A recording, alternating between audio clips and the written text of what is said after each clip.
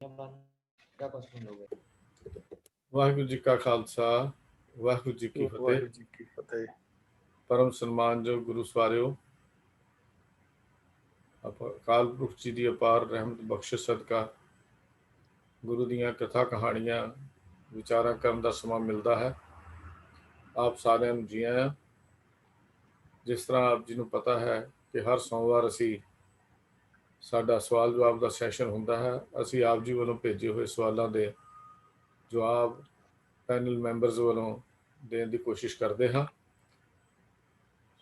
ਪਹਿਲਾਂ ਵੀ ਬੇਨਤੀ ਕਰੀਦੀ ਹੈ ਕਿ ਜਿਤਨੀ ਵੱਧ ਤੋਂ ਵੱਧ ਮਿਹਨਤ ਹੋ ਸਕਦੀ ਹੈ ਪੈਨਲ ਮੈਂਬਰ ਉਹ ਸਵਾਲਾਂ ਦੇ ਜਵਾਬ ਤਿਆਰੀ ਕਰਕੇ ਲਿਆਉਂਦੇ ਹਨ, ਪਰ ਇਹ ਫਾਈਨਲ ਨਹੀਂ ਹੁੰਦੇ। ਹੋ ਸਕਦਾ ਕਿ ਇਹਨਾਂ ਦੇ ਨਾਲ ਇਹਨਾਂ ਦੇ ਮੁਤਾਬਕ ਕਿਸੇ ਦੀ ਤਸੱਲੀ ਨਾ ਹੋਈ ਹੋਵੇ।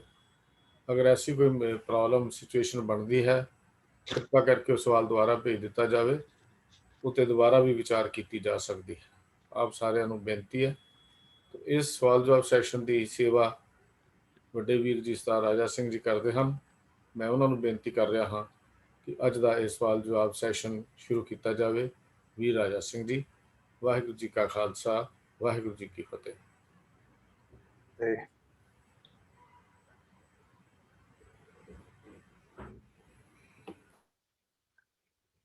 ਵਾਹਿਗੁਰੂ ਜੀ ਕੀ ਫਤਿਹ। ਫਤਿਹ। ਇਕ ਓੰਕਾਰ ਸਤਨਾਮ ਸਤਿਗੁਰੂ ਨਿਰਭਉ ਨਿਰਵੈਰ ਅਕਾਲ ਮੂਰਤ ਅਜੂਨੀ ਸੈਭੰ ਗੁਰ ਪ੍ਰਸਾਦ। ਵਾਹਿਗੁਰੂ ਵਾਹਿਗੁਰੂ ਵਾਹਿਗੁਰੂ ਵਾਹਿਗੁਰੂ ਵਾਹਿਗੁਰੂ। ਵਾਹਿਗੁਰੂ ਜੀ ਕਾ ਖਾਲਸਾ ਵਾਹਿਗੁਰੂ ਜੀ ਕੀ ਫਤਿਹ। ਸਾਰੀ ਸੰਗਤ ਨੂੰ ਜੀਓ ਆਇਆਂ ਜੀ। ਅੱਜ ਦੇ ਸਵਾਲ ਜਵਾਬ ਸੈਸ਼ਨ ਵਿੱਚ ਸਭ ਤੋਂ ਪਹਿਲਾਂ ਮੈਂ ਬੇਨਤੀ ਕਰਾਂਗਾ, ਜਿੰਨੇ ਪੈਨਲ ਮੈਂਬਰਸ ਹਾਜ਼ਰ ਨੇ ਉਹ ਕਿਰਪਾ ਕਰਕੇ ਸੰਗਤ ਨਾਲ ਫਤਿਹ ਸਾਂਝੀ ਕਰਨਗੇ ਜੀ। MP ਸਿੰਘ ਜੀ। ਵਾਹਿਗੁਰੂ ਜੀ ਕਾ ਖਾਲਸਾ ਵਾਹਿਗੁਰੂ ਜੀ ਕੀ ਫਤਿਹ।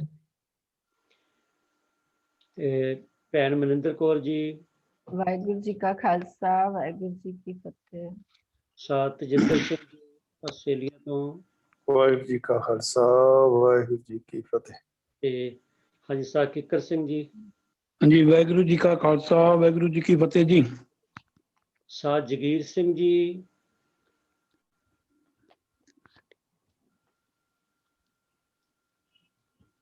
ਸਾਧ ਜਗੀਰ ਸਿੰਘ ਜੀ ਆ ਰਹੇ ਨੇ, ਜੁੜੇ ਕਿ ਨਹੀਂ? ਵਾਹਿਗੁਰੂ ਜੀ ਕੀ ਫਤਿਹ। ਸਾਹ ਮਨਮੋਹਨ ਸਿੰਘ ਜੀ। ਉਹਨਾਂ ਦੀ ਤੇ ਆਈਡੀ ਨਹੀਂ ਨਜ਼ਰ ਆਈ ਮੈਨੂੰ। ਤੋ ਸਤ ਸੰਗਤ ਜੀ, ਅੱਜ ਵੀ ਸਾਡੇ ਕੋਲ ਵੱਖ-ਵੱਖ ਵਿਸ਼ਿਆਂ ਤੇ ਜਿਹੜੇ ਸਵਾਲ ਆਏ ਨੇ, ਉਹਨਾਂ ਚੋਂ ਆਪਾਂ ਇੱਕ ਇੱਕ ਸਵਾਲ ਲੈ ਕੇ ਆਪ ਜੀ ਨਾਲ ਸਾਂਝਾ ਕਰਦੇ ਹਾਂ ਜੀ। ਤੋ ਕੁਝ ਸਵਾਲ ਜਿਹੜੇ ਨੇ, ਦੋ ਇੱਕ ਸਵਾਲ ਐਸੇ ਨੇ ਜਿਹੜੇ ਸ਼ਬਦ ਉਚਾਰਨ ਨਾਲ ਸੰਬੰਧ ਰੱਖਦੇ ਨੇ, ਬਈ ਸ਼ਬਦਾਂ ਦਾ ਉਚਾਰਨ ਕੀ ਹੈ। ਤੋ ਉਹਦੇ 'ਚ ਪਹਿਲਾ ਸਵਾਲ ਜੋ ਸਾਡੇ ਕੋਲ ਆਇਆ ਹੈ, ਅਵਤਾਰ ਸਿੰਘ ਜੀ ਨੇ ਭੇਜਿਆ ਬੀੜ ਸਾਹਿਬ ਸਰਕਲ ਤੋਂ। ਉਹ ਗੁਰੂ ਗ੍ਰੰਥ ਸਾਹਿਬ ਜੀ ਦੇ ਤੁਕ ਉਹਨਾਂ ਨੇ ਕੋਟ ਕੀਤੀ ਕਿ ਜੋ ਹਲਾਲ ਸੋ ਪੀਵੇ ਬੋਰਾ। ਇਹ ਪੁੱਛਦੇ ਨੇ ਜੀ ਹਲਾਲ ਦਾ ਉਚਾਰਨ ਕੀ ਹੋਏਗਾ। ਮੈਂ ਬੇਨਤੀ ਕਰ ਰਿਹਾ ਸਾਹ ਕਿੱਕਰ ਸਿੰਘ ਜੀ ਨੂੰ ਵੀ ਉਹ ਕਿਰਪਾ ਕਰਕੇ ਸਾਨੂੰ ਇਹਦੇ ਬਾਰੇ ਦੱਸਣ ਕਿ ਹਲਾਲ ਜਿਹੜਾ ਹਾਹਾ ਲੈਣ ਕੰਨਾ ਤੇ ਹਾਹਾ ਲੱਲਾ, ਇਹਦਾ ਸਹੀ ਉਚਾਰਨ ਕੀ ਆ ਔਰ ਇਹਦਾ ਭਾਵ ਵੀ ਕੀ ਹੈ, ਇਹ ਵੀ ਕਿਰਪਾ ਕਰਕੇ ਦੱਸ ਦਿਓ। ਹਾਂਜੀ, ਸਾਰੇ ਵੀਰਾਂ ਨੂੰ ਵਾਹਿਗੁਰੂ ਜੀ ਕਾ ਖਾਲਸਾ ਵਾਹਿਗੁਰੂ ਜੀ ਕੀ ਫਤਿਹ ਜੀ। ਬੇਨਤੀ ਹੈ ਜੀ, ਇਹ ਆਮ ਕੋਈ ਸਾਡੇ ਸਮਾਜ ਦੇ ਵਿੱਚ ਬੋਲਿਆ ਜਾਣ ਵਾਲਾ ਪ੍ਰਚਲਿਤ ਸ਼ਬਦ ਨਹੀਂ ਹੈ। ਜਿੱਥੋਂ ਤੱਕ ਇਹਦੇ ਉਚਾਰਨ ਦੀ ਗੱਲ ਹੈ, ਜਿਵੇਂ ਲਿਖਿਆ ਹੈ, ਕੋਈ ਆਪਦੇ ਕੋਲੋਂ ਲਗਮਾਤਰ ਕੰਨਾ ਅਦਕ ਜਾਂ ਕੋਈ ਬਿੰਦੀ ਵਗੈਰਾ ਨਹੀਂ ਲਗਾਣੀ ਤੇ ਕੇਵਲ ਇੱਕ ਕੰਨਾ ਲੱਗਿਆ ਉਹਦਾ ਉਚਾਰਨ ਹੋਣਾ ਹੈ ਹਲਾ ਹਲ। ਹੋਰ ਕੋਈ ਇਹਦੇ ਵਿੱਚ ਲਗਮਾਤਰ ਦੀ ਬਾਤ ਘਾਟ ਨਹੀਂ ਕਰਨੀ। ਤੇ ਇਹ ਇਸ ਦਾ ਜੋ ਜੇ ਅਸੀਂ ਅਰਥ ਭਾਵ ਸਮਝਣ ਤੋਂ ਪਹਿਲਾਂ ਥੋੜਾ ਜਿਹਾ ਕਰੀ, ਵੈਸੇ ਤਾਂ ਇਹਦਾ ਜ਼ਹਿਰ ਲਿਖਿਆ, ਐਕਚੁਅਲੀ ਮਾਇਆ ਰੂਪੀ ਜ਼ਹਿਰ ਬਣਦਾ। ਤੇ ਮੈਂ ਜਿੱਥੇ ਇਹ ਆਪਣੇ ਅੰਗ 180 ਦੇ ਪਾਠ ਦਿੱਤਾ ਜੀ ਇਹਦਾ, ਜੇ ਰਹਾਉ ਦੀ ਪੰਕਤੀ ਨੂੰ ਅਸੀਂ ਬਾਜਦੇ ਹਾਂ ਜਿੱਥੇ ਇਹ ਸ਼ਬਦ ਆਇਆ ਜੀ, ਕਵਣ ਸੋ ਵਿਦ ਜਿਤ ਰਾਮ ਗੁਣ ਗਾਏ, ਕਵਣ ਸੋ ਮਤ ਜਿਤ ਤਰੈ ਇਹ ਮਾਏ। ਭਾਵ ਗੁਰੂ ਸਾਹਿਬ ਮਾਇਆ ਰੂਪੀ ਸੰਸਾਰ ਤੋਂ ਤਰਨ ਦੀ ਗੱਲ ਕਰ ਰਹੇ ਆ। ਤੇ ਇਹ ਰਾਹ ਦਾ ਬੰਦਾ, ਉਹ ਕਿਹੜੀ ਵਿਧ, ਉਹ ਕਿਹੜਾ ਢੰਗ ਤਰੀਕਾ, ਜਾਂ ਉਹ ਕਿਹੜੀ ਮਤ ਜਿਹਦੇ ਨਾਲ ਇਹ ਮਾਇਆ ਰੂਪੀ ਸੰਸਾਰ ਤੋਂ ਤਰਿਆ ਜਾ ਸਕੇ, ਭਾਵ ਮਾਇਆ ਦੇ ਬੰਧਨਾਂ ਤੋਂ ਇਹ ਜਿਹੜਾ ਜੀਵ ਹੈ ਮੁਕਤ ਹੋ ਸਕੇ। ਵੈਸੇ ਅਸੀਂ ਮਾਇਆ ਦਾ ਤਿਆਗ ਨਹੀਂ ਕਰਨਾ, ਲੇਕਿਨ ਜੋ ਮਾਇਆ ਦੇ ਬੰਧਨ ਹੈ ਉਹਨਾਂ ਤੋਂ ਮੁਕਤ ਹੋਣਾ। ਤੇ ਅੱਗੇ ਲੇਕਿਨ ਗੁਰੂ ਸਾਹਿਬ ਫਿਰ ਇਹ ਵੀ ਕਹਿੰਦੇ ਆ ਵੀ ਜਿਹੜਾ ਇਹ ਸੰਸਾਰਕ ਰੂਪੀ ਜੀਵ ਹੈ, ਪਰ ਇਹਦੀ ਜਿਹੜੀ ਸੋਚ ਹੈ ਉਹ ਕੁਛ ਏਦਾਂ ਦੀ ਹੈ, ਜੋ ਭਲਾਈ ਸੋ ਬੁਰਾ ਜਾਣੈ, ਸਾਚ ਕਹੈ ਸੋ ਵਿਖੈ ਸਮਾਨੈ। ਇਹ ਜਿਹੜਾ ਇਹਦੇ ਭਲੇ ਦਾ ਕੰਮ ਹੈ ਉਹਨੂੰ ਇਹ ਬੁਰਾ ਸਮਝਦਾ, ਅਗਰ ਕੋਈ ਇਹਨੂੰ ਸੱਚ ਕਹਿਣ ਦੀ ਕੋਸ਼ਿਸ਼ ਕਰਦਾ ਤਾਂ ਉਹ ਇਸ ਨੂੰ ਜ਼ਹਿਰ ਸਮਾਨ ਲੱਗਦਾ। ਇਸ ਆਮ ਤੌਰ ਤੇ ਸਮੁੱਚੇ ਸੰਸਾਰ ਦੀ ਕੁਛ ਏਦਾਂ ਦਾ ਢੰਗ ਤਰੀਕਾ ਹੈ। ਜਾਣੇ ਨਹੀਂ ਜੀਤ ਅਰ ਹਾਰ, ਇਹ ਵਲੇਵਾ ਸਾਖਤ ਸੰਸਾਰ। ਇਹ ਜਿਹੜਾ ਸੰਸਾਰੀ ਜੀਵ ਹੈ, ਆਮ ਤੌਰ ਤੇ ਸਾਰੇ ਸੰਸਾਰੀ ਜੀਵਾਂ ਦੀ ਸਾਂਝੀ ਗੱਲ ਕਰਦੇ ਆ ਗੁਰੂ ਸਾਹਿਬ, ਵੀ ਉਹ ਜਾਣਦੇ ਹੀ ਨਹੀਂ ਵੀ ਉਹਨਾਂ ਦੀ ਜਿਹੜੀ ਜੀਤ ਤੇ ਔਰ ਹਾਰ, ਲਾਭ ਔਰ ਹਾਨ ਉਹਨਾਂ ਨੂੰ ਕਿਹੜੇ ਕੰਮਾਂ ਦੇ ਵਿੱਚ ਹੈ। ਇਹ ਵਲੇਵਾ ਸਾਖਤ ਸੰਸਾਰ, ਇਹ ਸਾਰੇ ਸੰਸਾਰ ਦਾ ਏਦਾਂ ਹੀ ਵਰਤੋਂ ਵਿਹਾਰ ਹੈ। ਅੱਗੇ ਜੋ ਪੰਕਤੀ ਵਿਚਾਰ ਅਧੀਨ ਹੈ, ਜੋ ਹਲਾਲ ਸੋ ਪੀਵੈ ਬੋਰਾ, ਅੰਮ੍ਰਿਤ ਨਾਮ ਜਾਣੈ ਕਰ ਕੌਰਾ। ਜੋ ਮਾਇਆ ਰੂਪੀ ਜ਼ਹਿਰ ਹੈ ਉਸ ਨੂੰ ਇਹ ਪੀਂਦਾ ਹੈ, ਭਾਵ ਉਹਦੇ ਜ਼ਹਿਰ ਵਿੱਚ ਮਸਤ ਹੋਇਆ ਰਹਿੰਦਾ, ਬੋਰਾ ਮਸਤ।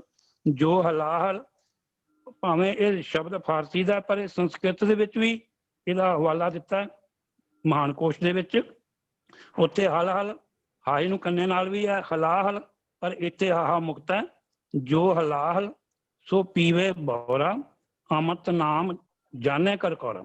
ਜੋ ਅੰਮ੍ਰਿਤ ਹੈ, ਪਰਮਾਤਮਾ ਦਾ ਨਾਮ ਰੂਪੀ ਅੰਮ੍ਰਿਤ ਹੈ, ਉਸ ਨੂੰ ਇਹ ਕੌੜਾ ਕਰਕੇ ਸਮਝਦਾ ਹੈ। ਇਸ ਕਰਕੇ ਇਸ ਦਾ ਜਿਹੜਾ ਛੁੱਟਣ ਦਾ ਢੰਗ ਤਰੀਕੇ ਹੈ ਉਹ ਕੋਈ ਠੀਕ ਨਹੀਂ ਹੈਗੇ।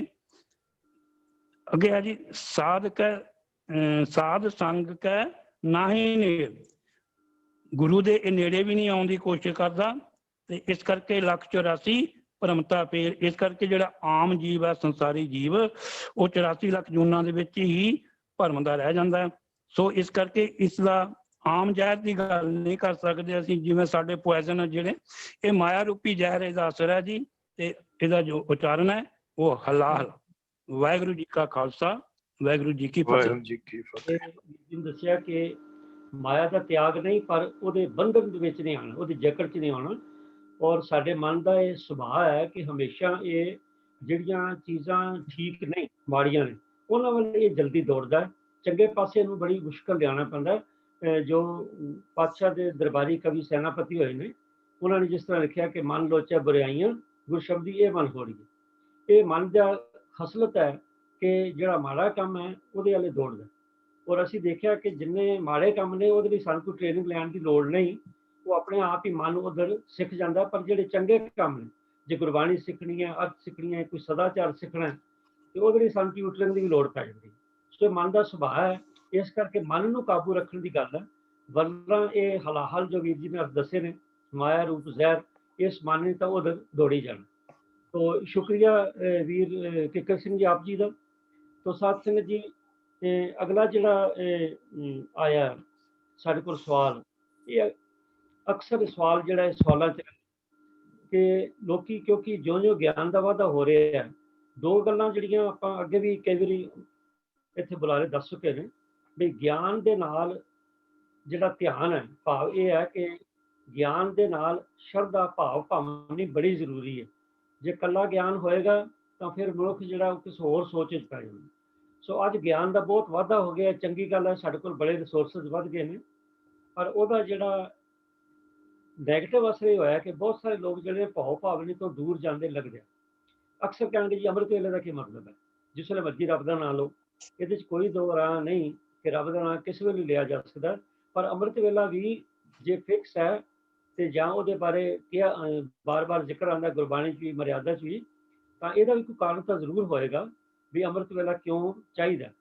तो ਜਿਹੜੇ ਲੋਕ ਕਿ ਪੁੱਛਦੇ ਨੇ ਵੀ ਅੰਮ੍ਰਿਤ ਵੇਲੇ ਦੀ ਕਿਹੜੀ ਖਾਸ ਮਹੱਤਤਾ ਹੈ ਜੀ, ਕੋਈ ਵੇਲਾ ਵੀ ਅੰਮ੍ਰਿਤ ਵੇਲਾ ਹੈ, ਇਹਦੇ ਬਾਰੇ ਮੈਂ ਬੇਨਤੀ ਕਰਾਂਗਾ ਭੈਣ ਮਨਿੰਦਰ ਕੌਰ ਜੀ ਨੂੰ ਵੀ ਉਹ ਸਾਨੂੰ ਸੰਖੇਪ ਵਿੱਚ ਦੱਸਣ ਕਿ ਆਇਆ ਅੰਮ੍ਰਿਤ ਵੇਲਾ ਜ਼ਰੂਰੀ ਹੈ ਜਾਂ ਨਹੀਂ ਹੈ।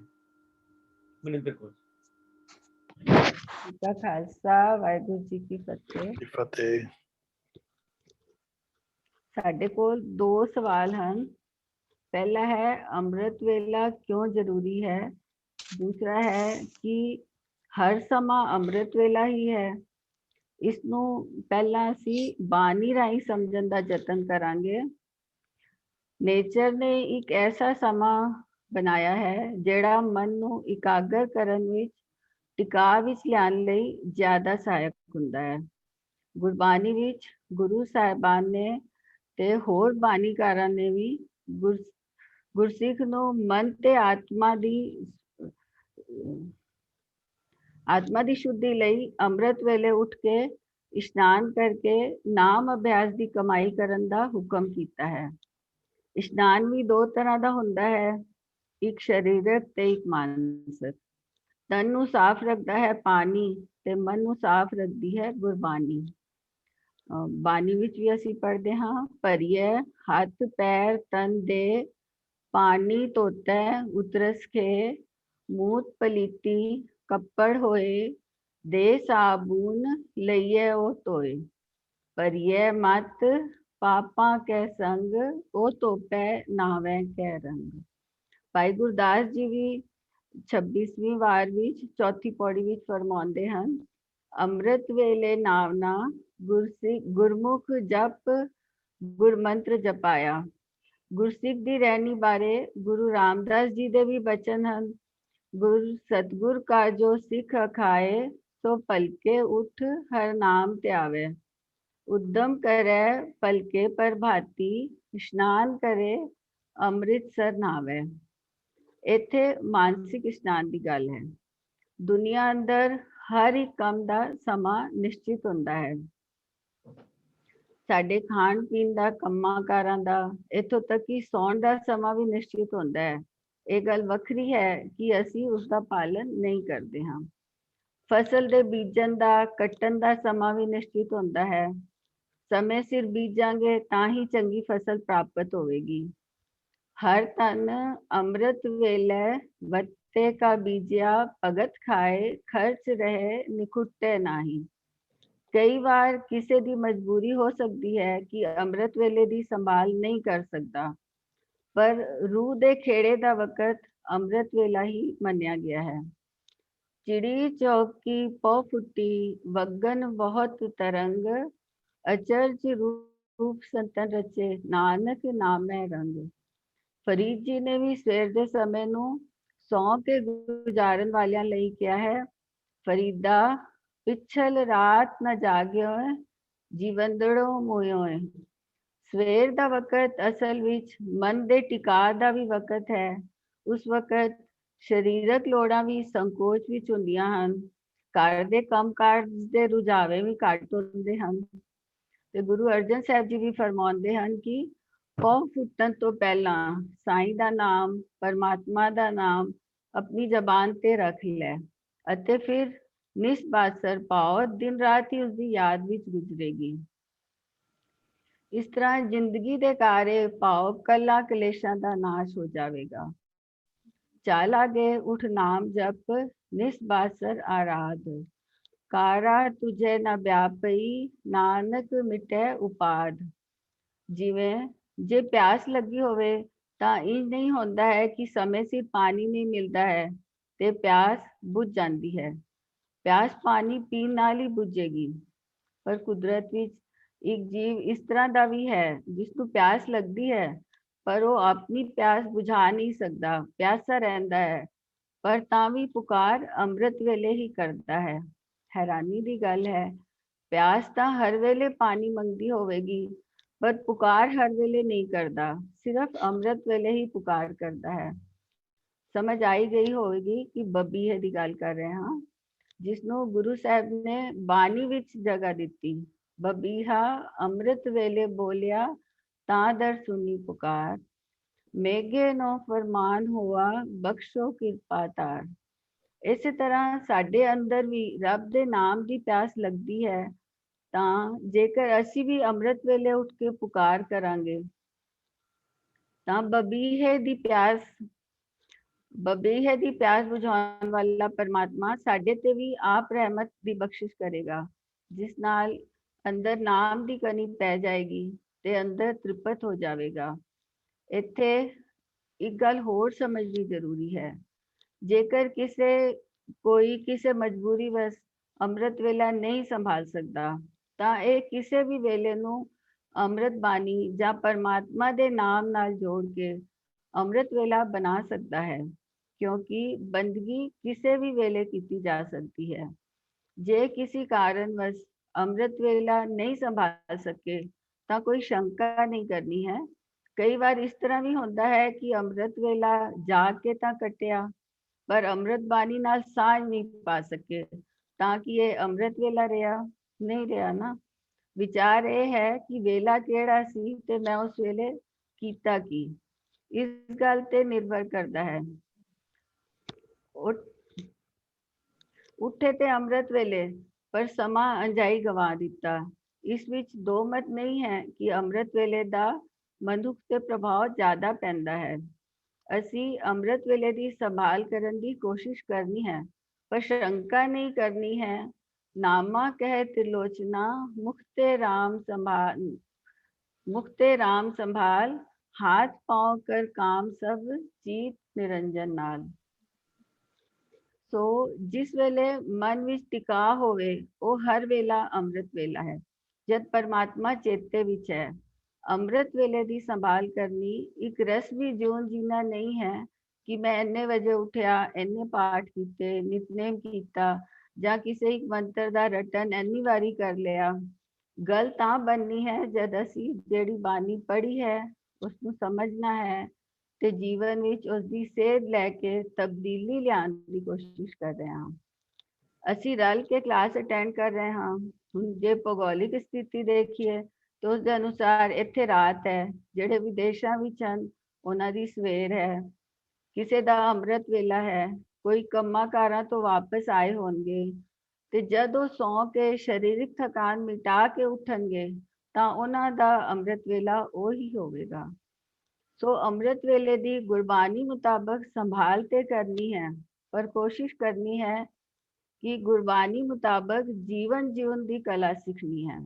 ਫਿਰ ਅਸੀਂ ਜਿਸ ਕਾਰਨ ਦੁਨੀਆ ਤੇ ਆਏ ਹਾਂ ਉਹ ਸਫਲ ਕਰਕੇ ਜਾਵਾਂਗੇ। ਤੇ ਸਾਡੀ ਵਿਚਾਰ ਦਾ ਸਿੱਟਾ ਇਹ ਨਿਕਲਿਆ ਕਿ ਅੰਮ੍ਰਿਤ ਵੇਲਾ ਇਸ ਲਈ ਜ਼ਰੂਰੀ ਹੈ ਕਿ ਉਸ ਵੇਲੇ ਘਰ ਦੇ ਰੁਝੇਵੇਂ ਘੱਟ ਹੁੰਦੇ ਹਨ ਅਤੇ ਬਾਹਰਲਾ ਵਾਤਾਵਰਣ ਵੀ ਮਨ ਨੂੰ ਇਕਾਗਰ ਕਰਨ ਵਿੱਚ ਸਹਾਈ ਹੁੰਦਾ ਹੈ। ਤੇ ਦੂਜੀ ਗੱਲ ਕਿ ਹਰ ਵੇਲਾ ਅੰਮ੍ਰਿਤ ਵੇਲਾ ਹੀ ਹੈ ਜੇ ਚਿਤ ਨਿਰੰਜਨ ਨਾਲ ਹੈ। ਸੇਧ ਅਸੀਂ ਗੁਰਬਾਣੀ ਤੋਂ ਲੈਣੀ ਹੈ, ਜਿਸ ਤਰ੍ਹਾਂ ਕਿ ਅਸੀਂ ਬਾਣੀ ਦੇ ਚਾਨਣ ਵਿੱਚ ਸਮਝਣ ਦੀ ਕੋਸ਼ਿਸ਼ ਕੀਤੀ ਹੈ ਕਿ ਜਿਸ ਤਰ੍ਹਾਂ ਅਸੀਂ ਸਾਰੇ ਜਾਣਦੇ ਹੀ ਹਾਂ ਕਿ ਬਾਣੀ ਸਾਨੂੰ ਵਹਿਮਾਂ ਭਰਮਾਂ ਕਰਮ ਕਾਂਡਾਂ ਤੋਂ ਬਾਹਰ ਕੱਢਦੀ ਹੈ। ਬਾਣੀ ਵਿੱਚ ਦੋਨੋਂ ਹੀ ਗੱਲਾਂ ਪ੍ਰਵਾਨ ਹਨ। ਸਮੇਂ ਦੇ ਮੁਤਾਬਕ ਅਸੀਂ ਕੰਮ ਕਰਨਾ ਹੈ। ਹੋਈਆਂ ਭੁੱਲਾਂ ਲਈ ਖਿਮਾ ਦੀ ਜਾਚਕ ਹਾਂ। ਜੇ ਕਿਸੇ ਨੂੰ ਹੋਰ ਕੋਈ ਗੱਲ ਕਰਨੀ ਹੋਵੇ ਤੇ ਜ਼ਰੂਰ ਕਰਨਾ। ਵਾਹਿਗੁਰੂ ਜੀ ਕਾ ਖਾਲਸਾ, ਵਾਹਿਗੁਰੂ ਜੀ ਕੀ ਫਤਿਹ। ਦੱਸਿਆ ਕਿ ਹਰ ਕੰਮ ਜੇ ਆਪਾਂ ਅਸੀਂ ਨੀਅਤ ਕੀਤਾ ਖਾਣ ਲਈ, ਪਹਿਨਣ ਲਈ, ਸੌਣ ਲਈ, ਖੇਡਣ ਲਈ, ਤਾਂ ਫਿਰ ਰੱਬੀ ਯਾਦ ਜੁੜਨ ਲਈ ਵੀ ਚਾਹੀਦਾ ਹੈ। ਜਿਹੜੇ ਲੋਕ ਇਹ ਦਲੀਲ ਦਿੰਦੇ ਨੇ ਵੀ ਹਰ ਵੇਲਾ ਅੰਮ੍ਰਿਤ ਵੇਲਾ ਹੈ, ਜਿਵੇਂ ਉਹਨਾਂ ਨੇ ਕਲੀਅਰ ਕਰਤਾ ਭੈਣ ਜੀ ਨੇ, ਪਰ ਮੈਂ ਬੇਨਤੀ ਕਰਦੇ ਹਾਂ ਬਈ ਦੇਖਣਾ ਹੈ ਕਿ ਅਵਸਥਾ ਕੀ ਹੈ। ਜੇ ਤੇ ਮਨ ਦੀ ਅਵਸਥਾ ਇਹ ਹੈ ਕਿ ਹਰ ਵੇਲੇ ਹੀ ਜਿਹੜਾ ਉਹਨਾਂ ਨੇ ਵਿੱਚ ਸ਼ਬਦ ਪੜ੍ਹਿਆ ਕਿ ਨਾਮਾ ਕਹਿ ਤਲੋਚਨਾ, ਜੇ ਤੇ ਅਵਸਥਾ ਇਹ ਹੈ ਕਿ ਕੰਮਕਾਰ ਕਰਦਿਆਂ ਵੀ ਅਸੀਂ ਵਾਹਿਗੁਰੂ ਨਾਲ ਜੁੜੇ ਹਾਂ ਹਰ ਵੇਲੇ, ਫਿਰ ਤਾਂ ਹਰ ਵੇਲਾ ਅੰਮ੍ਰਿਤ ਵੇਲਾ ਹੀ ਹੈ। ਵਰਨਾ ਜੇ ਆਪਾਂ ਉਂਝ ਹੀ ਕਹੀਏ ਅਵਸਥਾ, ਮਤਲਬ ਇਹ ਹੈ ਕਿ ਜਿਹੜੇ ਲੋਕ ਦਲੀਲ ਦਿੰਦੇ ਨੇ ਕਿ ਹਰ ਵੇਲਾ ਅੰਮ੍ਰਿਤ ਵੇਲਾ, ਉਹਨਾਂ ਨੂੰ ਜ਼ਰੂਰ ਦੇਖਣਾ ਚਾਹੀਦਾ ਹੈ ਕਿ ਉਹਨਾਂ ਦੀ ਅਗਰ ਆਤਮਿਕ ਅਵਸਥਾ ਉੱਚੀ ਹੈ ਤੇ ਬੜੀ ਮੁਬਾਰਕ ਹੈ। ਵਰਨਾ ਜੇ ਆਪਾਂ ਕੋਈ ਡਿਸਿਪਲਿਨ 'ਚ ਰਹਿਣ ਲਈ ਅੰਮ੍ਰਿਤ ਵੇਲੇ ਦਾ ਜਿਹੜਾ ਵਿਧਾਨ ਬਣਿਆ ਸਾਡੀ ਮਰਿਆਦਾ 'ਚ ਵੀ ਲਿਖਿਆ ਔਰ ਗੁਰਬਾਣੀ ਸਿੰਘ ਦੀਆਂ ਤੁਕਾਂ ਵੀ ਭੈਣ ਜੀ ਨੇ ਸਾਡੇ ਸਾਹਮਣੇ ਰੱਖੀਆਂ, ਤਾਂ ਅੰਮ੍ਰਿਤ ਵੇਲਾ ਜਿਹੜਾ ਇਹ ਜ਼ਰੂਰੀ ਹੈ, ਇਹ ਤੋਂ ਮੁੱਖ ਨਹੀਂ ਮੋੜਨਾ ਚਾਹੀਦਾ। ਹਾਂ, ਜੇ ਕਿਸੇ ਨੂੰ ਮਜਬੂਰੀ ਹੈ ਵੱਖਰੀ ਗੱਲ ਹੈ, ਪਰ ਜਿਸ ਮਨੁੱਖ ਕੋਲ ਪੂਰਾ ਸਮਾਂ ਹੈ ਤਾਂ ਉਹ ਵੀ ਆਖੇ ਮੈਂ ਚਲੋ ਜਿਸ ਵੇਲੇ ਮਰਜ਼ੀ ਕਰ ਲਾਂਗਾ, ਤੇ ਇਹ ਕੇਅਰਲੈਸਨੈਸ ਹੋਏਗੀ। ਕਿਰਪਾ ਕਰਕੇ ਇੱਧਰ ਧਿਆਨ ਦੇਣ ਦੀ ਲੋੜ ਹੈ। ਭੈਣ ਜੀ ਆਪ ਜੀ ਦਾ ਬਹੁਤ ਬਹੁਤ ਧੰਨਵਾਦ ਹੈ ਜੀ।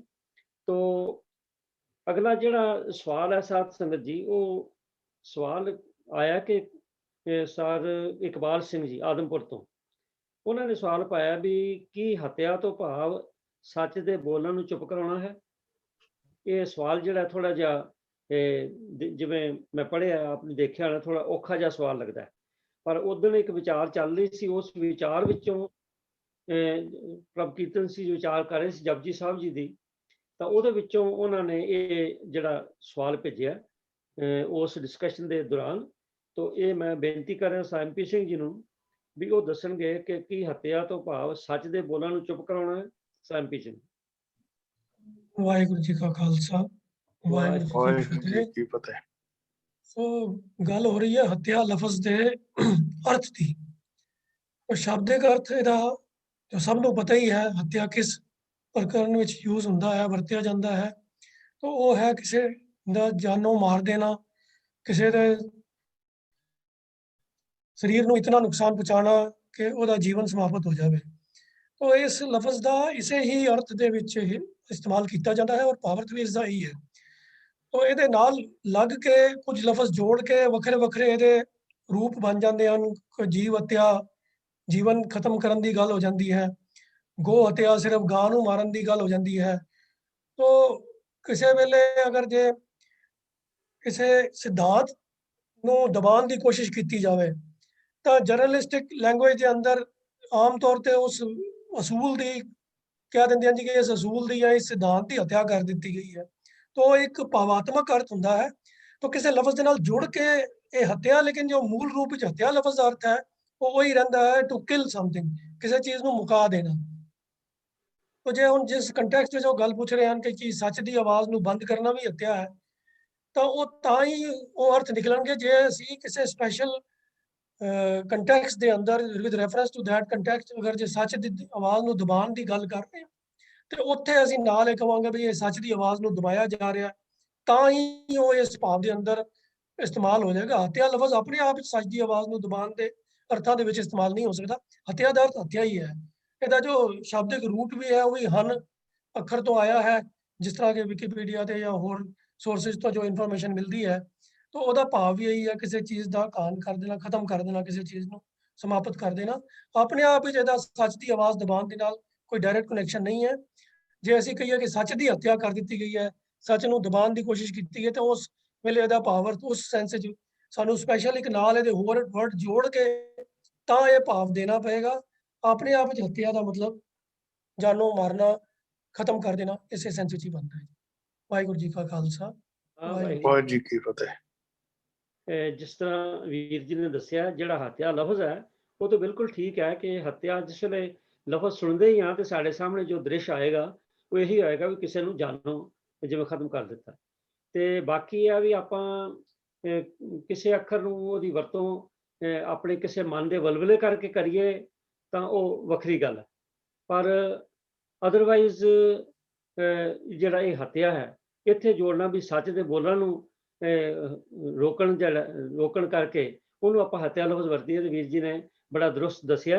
ਉਸ ਤਰ੍ਹਾਂ ਇਹ ਜਿਹੜੀ ਹੱਤਿਆ ਦੀ ਗੱਲ ਚੱਲੀ ਹੈ, ਅਸੀਂ ਬੇਨਤੀ ਕੀਤੀ ਸੀ, ਸਾਡੇ ਨਾਲ ਸੰਗਤ ਵਿੱਚ ਰੋਜ਼ਾਨਾ ਆਉਂਦੇ ਨੇ ਡਾਕਟਰ ਕਿਰਪਾਲ ਸਿੰਘ, ਕਿਉਂਕਿ ਇਸ ਲਾਈਨ ਦੇ ਸਪੈਸ਼ਲਿਸਟ ਵੀ ਨੇ।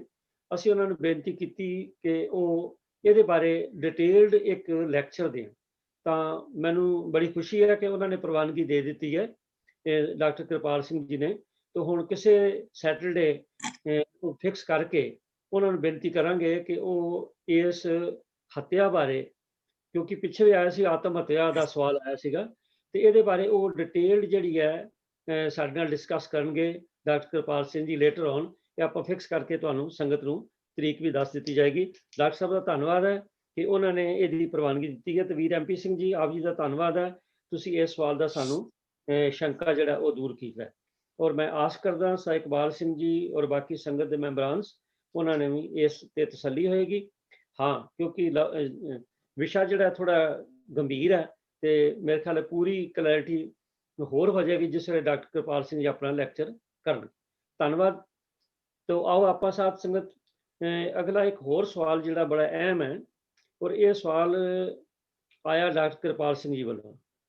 ਉਹਨਾਂ ਨੇ ਕਿਹਾ ਵੀ ਹਰੇਕ ਤਖਤ ਜਿਹੜੇ ਸਾਹਿਬਾਨ ਨੇ, ਕਿਉਂਕਿ ਸਾਡੇ ਇਸ ਵੇਲੇ 5 ਤਖਤ ਨੇ ਜੀ, 4 ਤਖਤ ਪਹਿਲਾਂ ਸਨ, 5ਵਾਂ ਤਖਤ ਜਿਹੜਾ ਉਹ 20ਵੀਂ ਸਦੀ ਦੇ ਵਿੱਚ ਸਿੱਖ ਪੰਥ ਨੇ ਉਹਨੂੰ ਤਖਤ ਦਮਦਮਾ ਸਾਹਿਬ ਤਲਵੰਡੀ ਸਾਬੋ ਜਿਹੜੀ ਹੈ ਉਹਨੂੰ ਵੀ ਤਖਤ ਦਾ ਦਰਜਾ ਜਿਹੜਾ ਦਿੱਤਾ।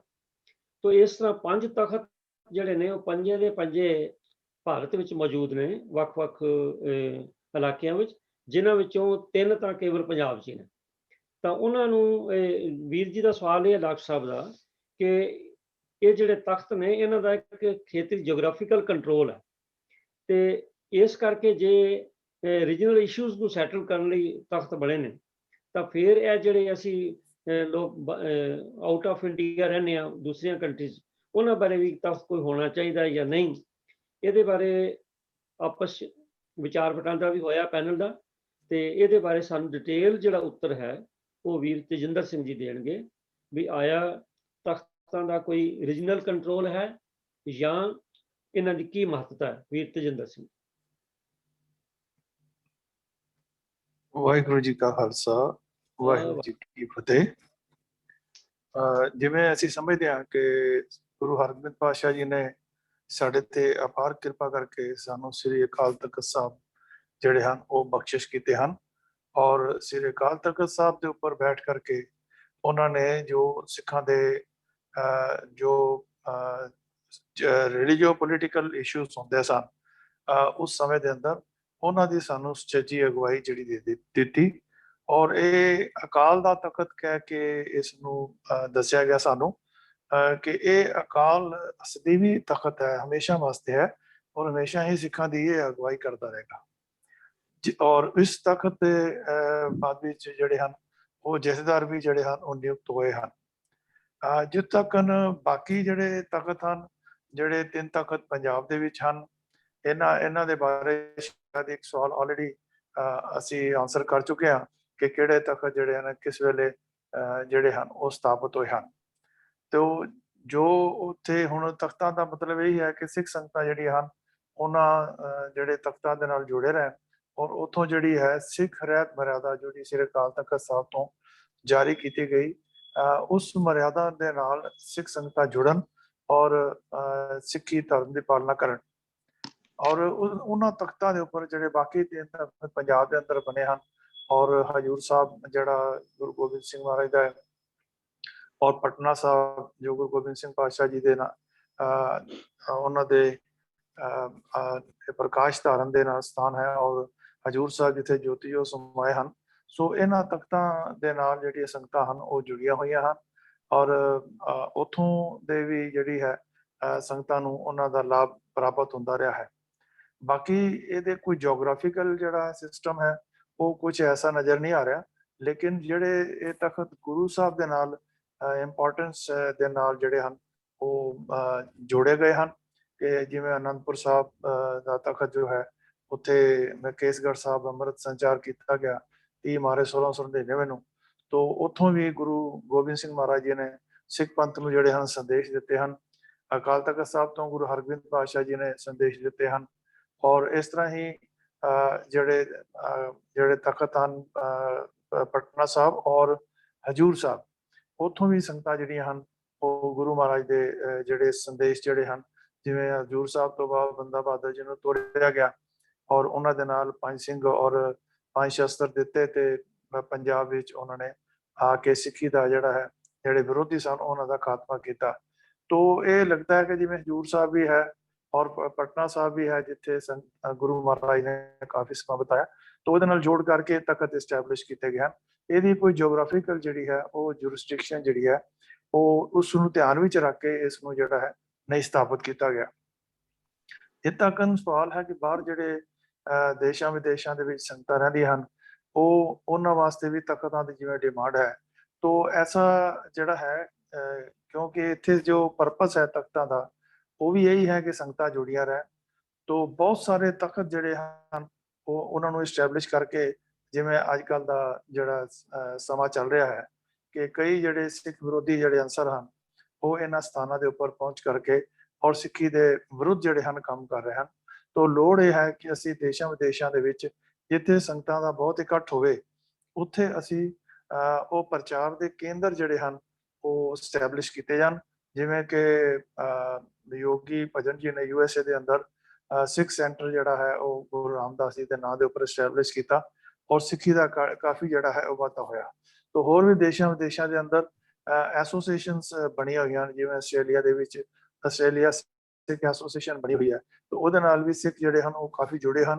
ਇੰਗਲੈਂਡ ਦੇ ਅੰਦਰ ਸੰਗਤਾਂ ਸਿੱਖ ਸੰਗਤਾਂ ਜੁੜੀਆਂ ਹਨ, ਕੈਨੇਡਾ ਦੇ ਅੰਦਰ ਜੁੜੀਆਂ ਹੋਈਆਂ ਹਨ ਔਰ ਜਿੱਥੇ ਜਿੱਥੇ ਵੀ ਸਿੱਖ ਸੰਗਤਾਂ ਦੇਸ਼ਾਂ ਵਿਦੇਸ਼ਾਂ ਵਿੱਚ ਪਾਈਆਂ ਜਾਂਦੀਆਂ ਨੇ ਉਹਨਾਂ ਨੇ ਆਪਣੇ ਆਪ ਨੂੰ ਗੁਰੂ ਘਰ ਦੇ ਨਾਲ ਗੁਰੂ ਗ੍ਰੰਥ ਸਾਹਿਬ ਦੀ ਅਗਵਾਈ ਦੇ ਹੇਠਾਂ ਆਪਣੇ ਆਪ ਨੂੰ ਜੋੜਿਆ ਹੋਇਆ ਹੈ ਔਰ ਸਿੱਖੀ ਤੋਂ ਲਾਹਾ ਉਠਾ ਰਹੇ ਹਨ ਔਰ ਇੱਕ ਤਾਕਤ ਦੇ ਰੂਪ ਵਿੱਚ ਉਹ ਉਭਰੇ ਹਨ। ਭਾਵੇਂ ਉਸ ਨੂੰ ਅਸੀਂ ਆਸਟ੍ਰੇਲੀਆ ਵੀ ਦੇਖ ਲਈਏ, ਭਾਵੇਂ ਉਸ ਨੂੰ ਇੰਗਲੈਂਡ ਵੀ ਦੇਖ ਲਈਏ, ਭਾਵੇਂ ਉੱਥੇ ਕੈਨੇਡਾ ਵੀ ਦੇਖ ਲਈਏ, ਤੇ ਗੁਰੂ ਗ੍ਰੰਥ ਸਾਹਿਬ ਦੀ ਅਗਵਾਈ ਵਿੱਚ ਉਹਨਾਂ ਨੇ ਕਾਫੀ ਮੱਲਾਂ ਮਾਰੀਆਂ ਹਨ। ਤੋ ਐਸਾ ਨਹੀਂ ਪ੍ਰਤੀਤ ਹੁੰਦਾ ਕਿ ਅਸੀਂ ਦੇਸ਼ਾਂ ਵਿਦੇਸ਼ਾਂ ਦੇ ਵਿੱਚ ਤਖਤ ਸਾਹਿਬ ਐਸਟੈਬਲਿਸ਼ ਕਰੀਏ। ਜ਼ਰੂਰੀ ਹੈ ਕਿ ਉੱਥੋਂ ਦੀ ਸਿੱਖ ਸੰਗਤਾਂ ਗੁਰੂ ਗ੍ਰੰਥ ਸਾਹਿਬ ਦੇ ਤਾਬਿਆ ਰਹਿ ਕਰਕੇ, ਹਜ਼ੂਰੀ ਵਿੱਚ ਰਹਿ ਕਰਕੇ ਚੜ੍ਹਦੀ ਕਲਾ ਵਾਸਤੇ ਆਪਣੇ ਕੰਮ ਕਰਨ ਔਰ ਗੁਰੂ ਗ੍ਰੰਥ ਸਾਹਿਬ ਤੋਂ ਅਗਵਾਈ ਲੈ ਕੇ ਆਪਣਾ ਜੀਵਨ ਸੁਚੱਜਾ ਬਣਾਉਣ। ਵਾਹਿਗੁਰੂ ਜੀ ਕਾ ਖਾਲਸਾ, ਵਾਹਿਗੁਰੂ ਜੀ ਕੀ ਫਤਿਹ। ਤੇ ਅਨਲਾਈਕ ਸਮ ਅਦਰ ਫੇਥ ਜੀ, ਗੁਰੂ ਨਾਨਕ ਸਾਹਿਬ ਜੀ ਨੇ ਇਹ ਜਿਹੜਾ ਮਤ ਚਲਾਇਆ ਇਹਦੇ 'ਚ ਕੋਈ ਪ੍ਰਚਾਰਕ ਸ਼੍ਰੇਣੀ ਨਹੀਂ ਹੈ। ਆਪਾਂ ਨੂੰ ਇਹ ਗੱਲ ਕਲੀਅਰ ਹੋਣੀ ਚਾਹੀਦੀ ਹੈ ਕਿ ਪ੍ਰਚਾਰਕ ਸ਼੍ਰੇਣੀ ਕੋਈ ਨਹੀਂ ਹੈ। ਅਕਾਲ ਤਖਤ ਜਿਹੜੇ ਤਖਤ ਸਾਹਿਬਾਨ ਨੇ ਉਹਨਾਂ ਵੀ ਜਿਹੜਾ ਜਥੇਦਾਰ ਲਫ਼ਜ਼ ਨਾਲ ਜੋੜਿਆ ਹੈ, ਇਹ ਪਤਾ ਨਹੀਂ ਕਦ ਤੋਂ ਜੁੜਿਆ, ਪਰ ਅਦਰਵਾਈਜ਼ ਕੋਈ ਪ੍ਰਚਾਰਕ ਸ਼੍ਰੇਣੀ ਸਪੈਸ਼ਲ ਜਿਹੜੀ ਹੈ ਕੈਟਾਗਰੀ ਜਿਹੜੀ ਹੈ ਉਹ ਨਹੀਂ ਹੈ। ਹਰ ਸਿੱਖ ਹੀ ਪ੍ਰਚਾਰਕ ਹੈ। ਤੋ ਹਰ ਸਿੱਖ ਦਾ ਇਹ ਫਰਜ਼ ਬਣਦਾ ਹੈ ਕਿ ਆਪ ਜਪੈ ਅਵਰਾ ਨਾਮ ਜਪਾਰਾ। ਜਿੱਥੇ ਵੀ ਕੋਈ ਸਿੱਖ ਹੈ ਉਹ ਆਪ ਬਾਣੀ ਨਾਲ ਜੁੜੇ ਔਰ ਬਾਕੀ ਸੰਗਤਾਂ ਜਿਹੜੀਆਂ ਨੇ ਉਹਨਾਂ ਨੂੰ ਬਾਣੀ ਨਾਲ ਜੋੜੀਏ। ਕਿਸੇ ਤਰੀਕੇ ਵੀ ਕੋਈ ਬੱਚਿਆਂ ਨੂੰ ਗੁਰਮੁਖੀ ਸਿਖਾ ਕੇ ਬਾਣੀ ਨਾਲ ਜੋੜ ਸਕਦਾ ਹੈ, ਕੋਈ ਬਾਣੀ ਦੀ ਸੰਥਿਆ ਕਰ ਸਕਦਾ ਹੈ, ਕੋਈ ਇਤਿਹਾਸ ਦੱਸ ਸਕਦਾ ਹੈ, ਪਰ ਮਤਲਬ ਹੈ ਜਿਸ ਲਾਈਨ 'ਚ ਅਸੀਂ ਹੋ ਸਕੇ ਹਰੇਕ ਸਿੱਖ ਦਾ ਫਰਜ਼ ਬਣਦਾ ਕਿ ਉਹ ਬਾਣੀ ਨਾਲ ਆਪ ਜੁੜੇ ਔਰ ਬਾਕੀਆਂ ਨੂੰ ਬਾਣੀ ਨਾਲ ਜੋੜੇ। ਬਾਕੀ ਜਿਸ ਤਰ੍ਹਾਂ ਵੀਰ ਜੀ ਨੇ ਦੱਸਿਆ ਕਿ ਸੈਂਟਰਲ ਪੁਆਇੰਟ ਤਾਂ ਅਕਾਲ ਤਖਤ ਸਾਹਿਬ ਹੀ ਹੈ, ਜਿੱਥੋਂ ਹੁਕਮਨਾਮੇ ਜਾਰੀ ਹੁੰਦੇ ਨੇ ਜਾਂ ਜਿੱਥੇ ਸਾਰੇ ਇਕੱਠ ਜਿਹੜੇ ਨੇ ਕੀਤੇ ਜਾਂਦੇ ਨੇ। ਬਾਕੀ ਜਿਹੜੇ ਅੱਜ ਦੀ ਤਰੀਕ ਵੀ ਜਿਹੜੇ ਬਾਕੀ ਤਖਤ ਸਾਹਿਬਾਨ ਨੇ ਉੱਥੋਂ ਦੇ ਜਿਹੜੇ ਜਥੇਦਾਰ ਨੇ ਉਹਨਾਂ ਨੂੰ ਕਿਸੇ ਵੀ ਗੁਰਮਤੇ ਲਈ ਉੱਥੇ ਬੁਲਾਇਆ ਜਾਂਦਾ ਔਰ ਹਰ ਇੱਕ ਜਿਹੜੀ ਸਿਟਿੰਗ ਹੈ ਉਹ ਅਕਾਲ ਤਖਤ ਸਾਹਿਬ ਤੇ ਹੁੰਦੀ ਹੈ, ਜਿਹੜਾ ਕਿ ਗੁਰੂ ਹਰਗੋਬਿੰਦ ਸਾਹਿਬ ਸੱਚੇ ਪਾਤਸ਼ਾਹ ਨੇ ਖੁਦ ਐਸਟੈਬਲਿਸ਼ ਕੀਤਾ ਸੀ। ਸੋ ਇਸ ਕਰਕੇ ਵੀਰ ਜੀ ਨੇ ਬੜਾ ਕਲੀਅਰ ਕਰ ਦਿੱਤਾ ਕਿ ਇਹਦਾ ਕੋਈ ਜਿਓਗ੍ਰਾਫੀਕਲ ਜੂਰਿਸਡਿਕਸ਼ਨ ਨਹੀਂ ਹੈ। ਇਹ ਤਾਂ ਸਾਡੇ ਪ੍ਰਚਾਰ ਸੈਂਟਰ ਨੇ, ਸਮਝੋ ਇਹਨਾਂ ਨੂੰ ਆਪਾਂ ਮੁੱਖ ਸੈਂਟਰ ਕਰ ਸਕਦੇ ਹਾਂ, ਵਰਨਾ ਹਰ ਸਿੱਖ ਹੀ ਜਿਹੜਾ ਉਹ ਸਿੱਖੀ ਦਾ ਪ੍ਰਚਾਰ ਸੈਂਟਰ ਬਣੇਗਾ, ਫਿਰ ਗੱਲ ਬਣਨੀ ਹੈ। ਔਰ ਆਸ ਕਰਦੇ ਹਾਂ ਕਿ ਡਾਕਟਰ ਸਾਹਿਬ ਆਪ ਜੀ ਨੂੰ ਇਹਦਾ ਉੱਤਰ ਔਰ ਬਾਕੀ ਸੰਗਤਾਂ ਨੂੰ ਵੀ ਕਿ ਇਸ ਗੱਲ ਦੀ ਸਪਸ਼ਟ ਹੋ ਜਾਣਾ ਚਾਹੀਦਾ ਹੋ ਗਿਆ ਹੋਏਗਾ ਕਿ ਵਾਕਈ, ਹਾਲਾਂਕਿ ਕਈ ਵਾਰੀ ਇਹੋ ਜਿਹੀਆਂ ਆਵਾਜ਼ਾਂ ਉੱਠਦੀਆਂ ਨੇ ਪਰ ਲੋੜ ਨਹੀਂ ਹੈ। ਵੀਰ ਜੀ ਨੇ ਬੜਾ ਸਪਸ਼ਟ ਦੱਸਿਆ, ਮੈਂ ਰਿਪੀਟ ਨਾ ਕਰਾਂ, ਕਿ ਥਾਂ ਥਾਂ ਤੇ ਜਾਂ ਵੱਖ-ਵੱਖ ਏਰੀਆਜ਼ ਵਿੱਚ ਸੋ ਕਾਲਡ ਤਖਤ ਸਥਾਪਿਤ ਕਰਨ ਦੀ ਜ਼ਰੂਰਤ ਨਹੀਂ। ਹਾਂ, ਪ੍ਰਚਾਰ ਸੈਂਟਰ ਜਿੰਨੇ ਵੱਧ ਹੋਣਗੇ ਉਨੀਆਂ ਸਾਡਾ ਆਪਣੀ ਗੁਰਬਾਣੀ ਦੇ ਪ੍ਰਚਾਰ ਵਿੱਚ ਵਾਧਾ ਹੋਏਗਾ। ਤੋ ਧੰਨਵਾਦ ਵੀਰ ਤਜਿੰਦਰ ਸਿੰਘ ਜੀ ਆਪ ਜੀ ਦਾ। ਤੋ ਉਂਝ ਵੀ ਜਿਹੜੇ ਇਹੋ ਜਿਹੇ ਥੋੜੇ ਸੈਂਸਿਟਿਵ ਹੁੰਦੇ ਨੇ ਕੁਐਸਚਨਸ, ਅਸੀਂ ਤਜਿੰਦਰ ਸਿੰਘ ਨੂੰ ਅਪਰੋਚ ਕਰਦੇ ਹਾਂ, ਉਹ ਸਾਡਾ ਮਸਲਾ ਹੱਲ ਕਰਦੇ ਨੇ। ਤੋ ਧੰਨਵਾਦ ਆਪ ਜੀ ਦਾ ਇੱਕ ਵਾਰੀ ਫੇਰ। ਤੋ ਸਾਧ ਸੰਗਤ ਜੀ, ਕਈ ਵਾਰੀ ਆਪਾਂ ਜਿਸ ਵੇਲੇ ਪਾਠ ਕਰ ਰਹੇ ਹੁੰਦੇ ਹਾਂ, ਸਹਿਜ ਪਾਠ, ਤਾਂ ਉਹਦੇ 'ਚ ਸਾਹਮਣੇ ਕਈ ਗੱਲਾਂ ਆਉਂਦੀਆਂ ਨੇ ਤਾਂ ਉਹ ਜ਼ਿਹਨ ਵਿੱਚ ਆਉਂਦੀਆਂ ਨੇ, ਉਹਨਾਂ ਨੂੰ ਕਲੀਅਰ ਕਰਨਾ ਬੜਾ ਜ਼ਰੂਰੀ ਹੈ ਔਰ ਇਹ ਇੱਕ ਚੰਗੀ ਫਿਤਰਤ ਹੈ। ਤੋ ਸਾਡੇ ਕੋਲ ਜਿਹੜਾ ਅਗਲਾ ਸਵਾਲ ਆਇਆ ਉਹ ਇਸੇ ਤਰ੍ਹਾਂ ਗੁਰਬਾਣੀ ਦੇ ਉਚਾਰਨ ਬਾਰੇ ਹੈ, ਕਿਉਂਕਿ ਕਈ ਵਾਰੀ ਗੁਰਬਾਣੀ ਵਿੱਚ ਕਈ ਲਫ਼ਜ਼ ਆ ਜਾਂਦੇ ਨੇ ਤੇ ਉਹ ਪੁੱਛਣਾ ਪੈ ਜਾਂਦਾ ਹੈ ਵੀ ਇਹ ਕੀ, ਇਹਦਾ ਅਰਥ ਕੀ ਹੈ। ਤੋ ਇਹ ਇੱਕ ਚੰਗੀ ਗੱਲ ਹੈ, ਬਜਾਏ ਇਹਦੇ ਕਿ ਆਪਾਂ ਉਹਨੂੰ ਅੱਗੇ ਤੁਰ ਪਈਏ।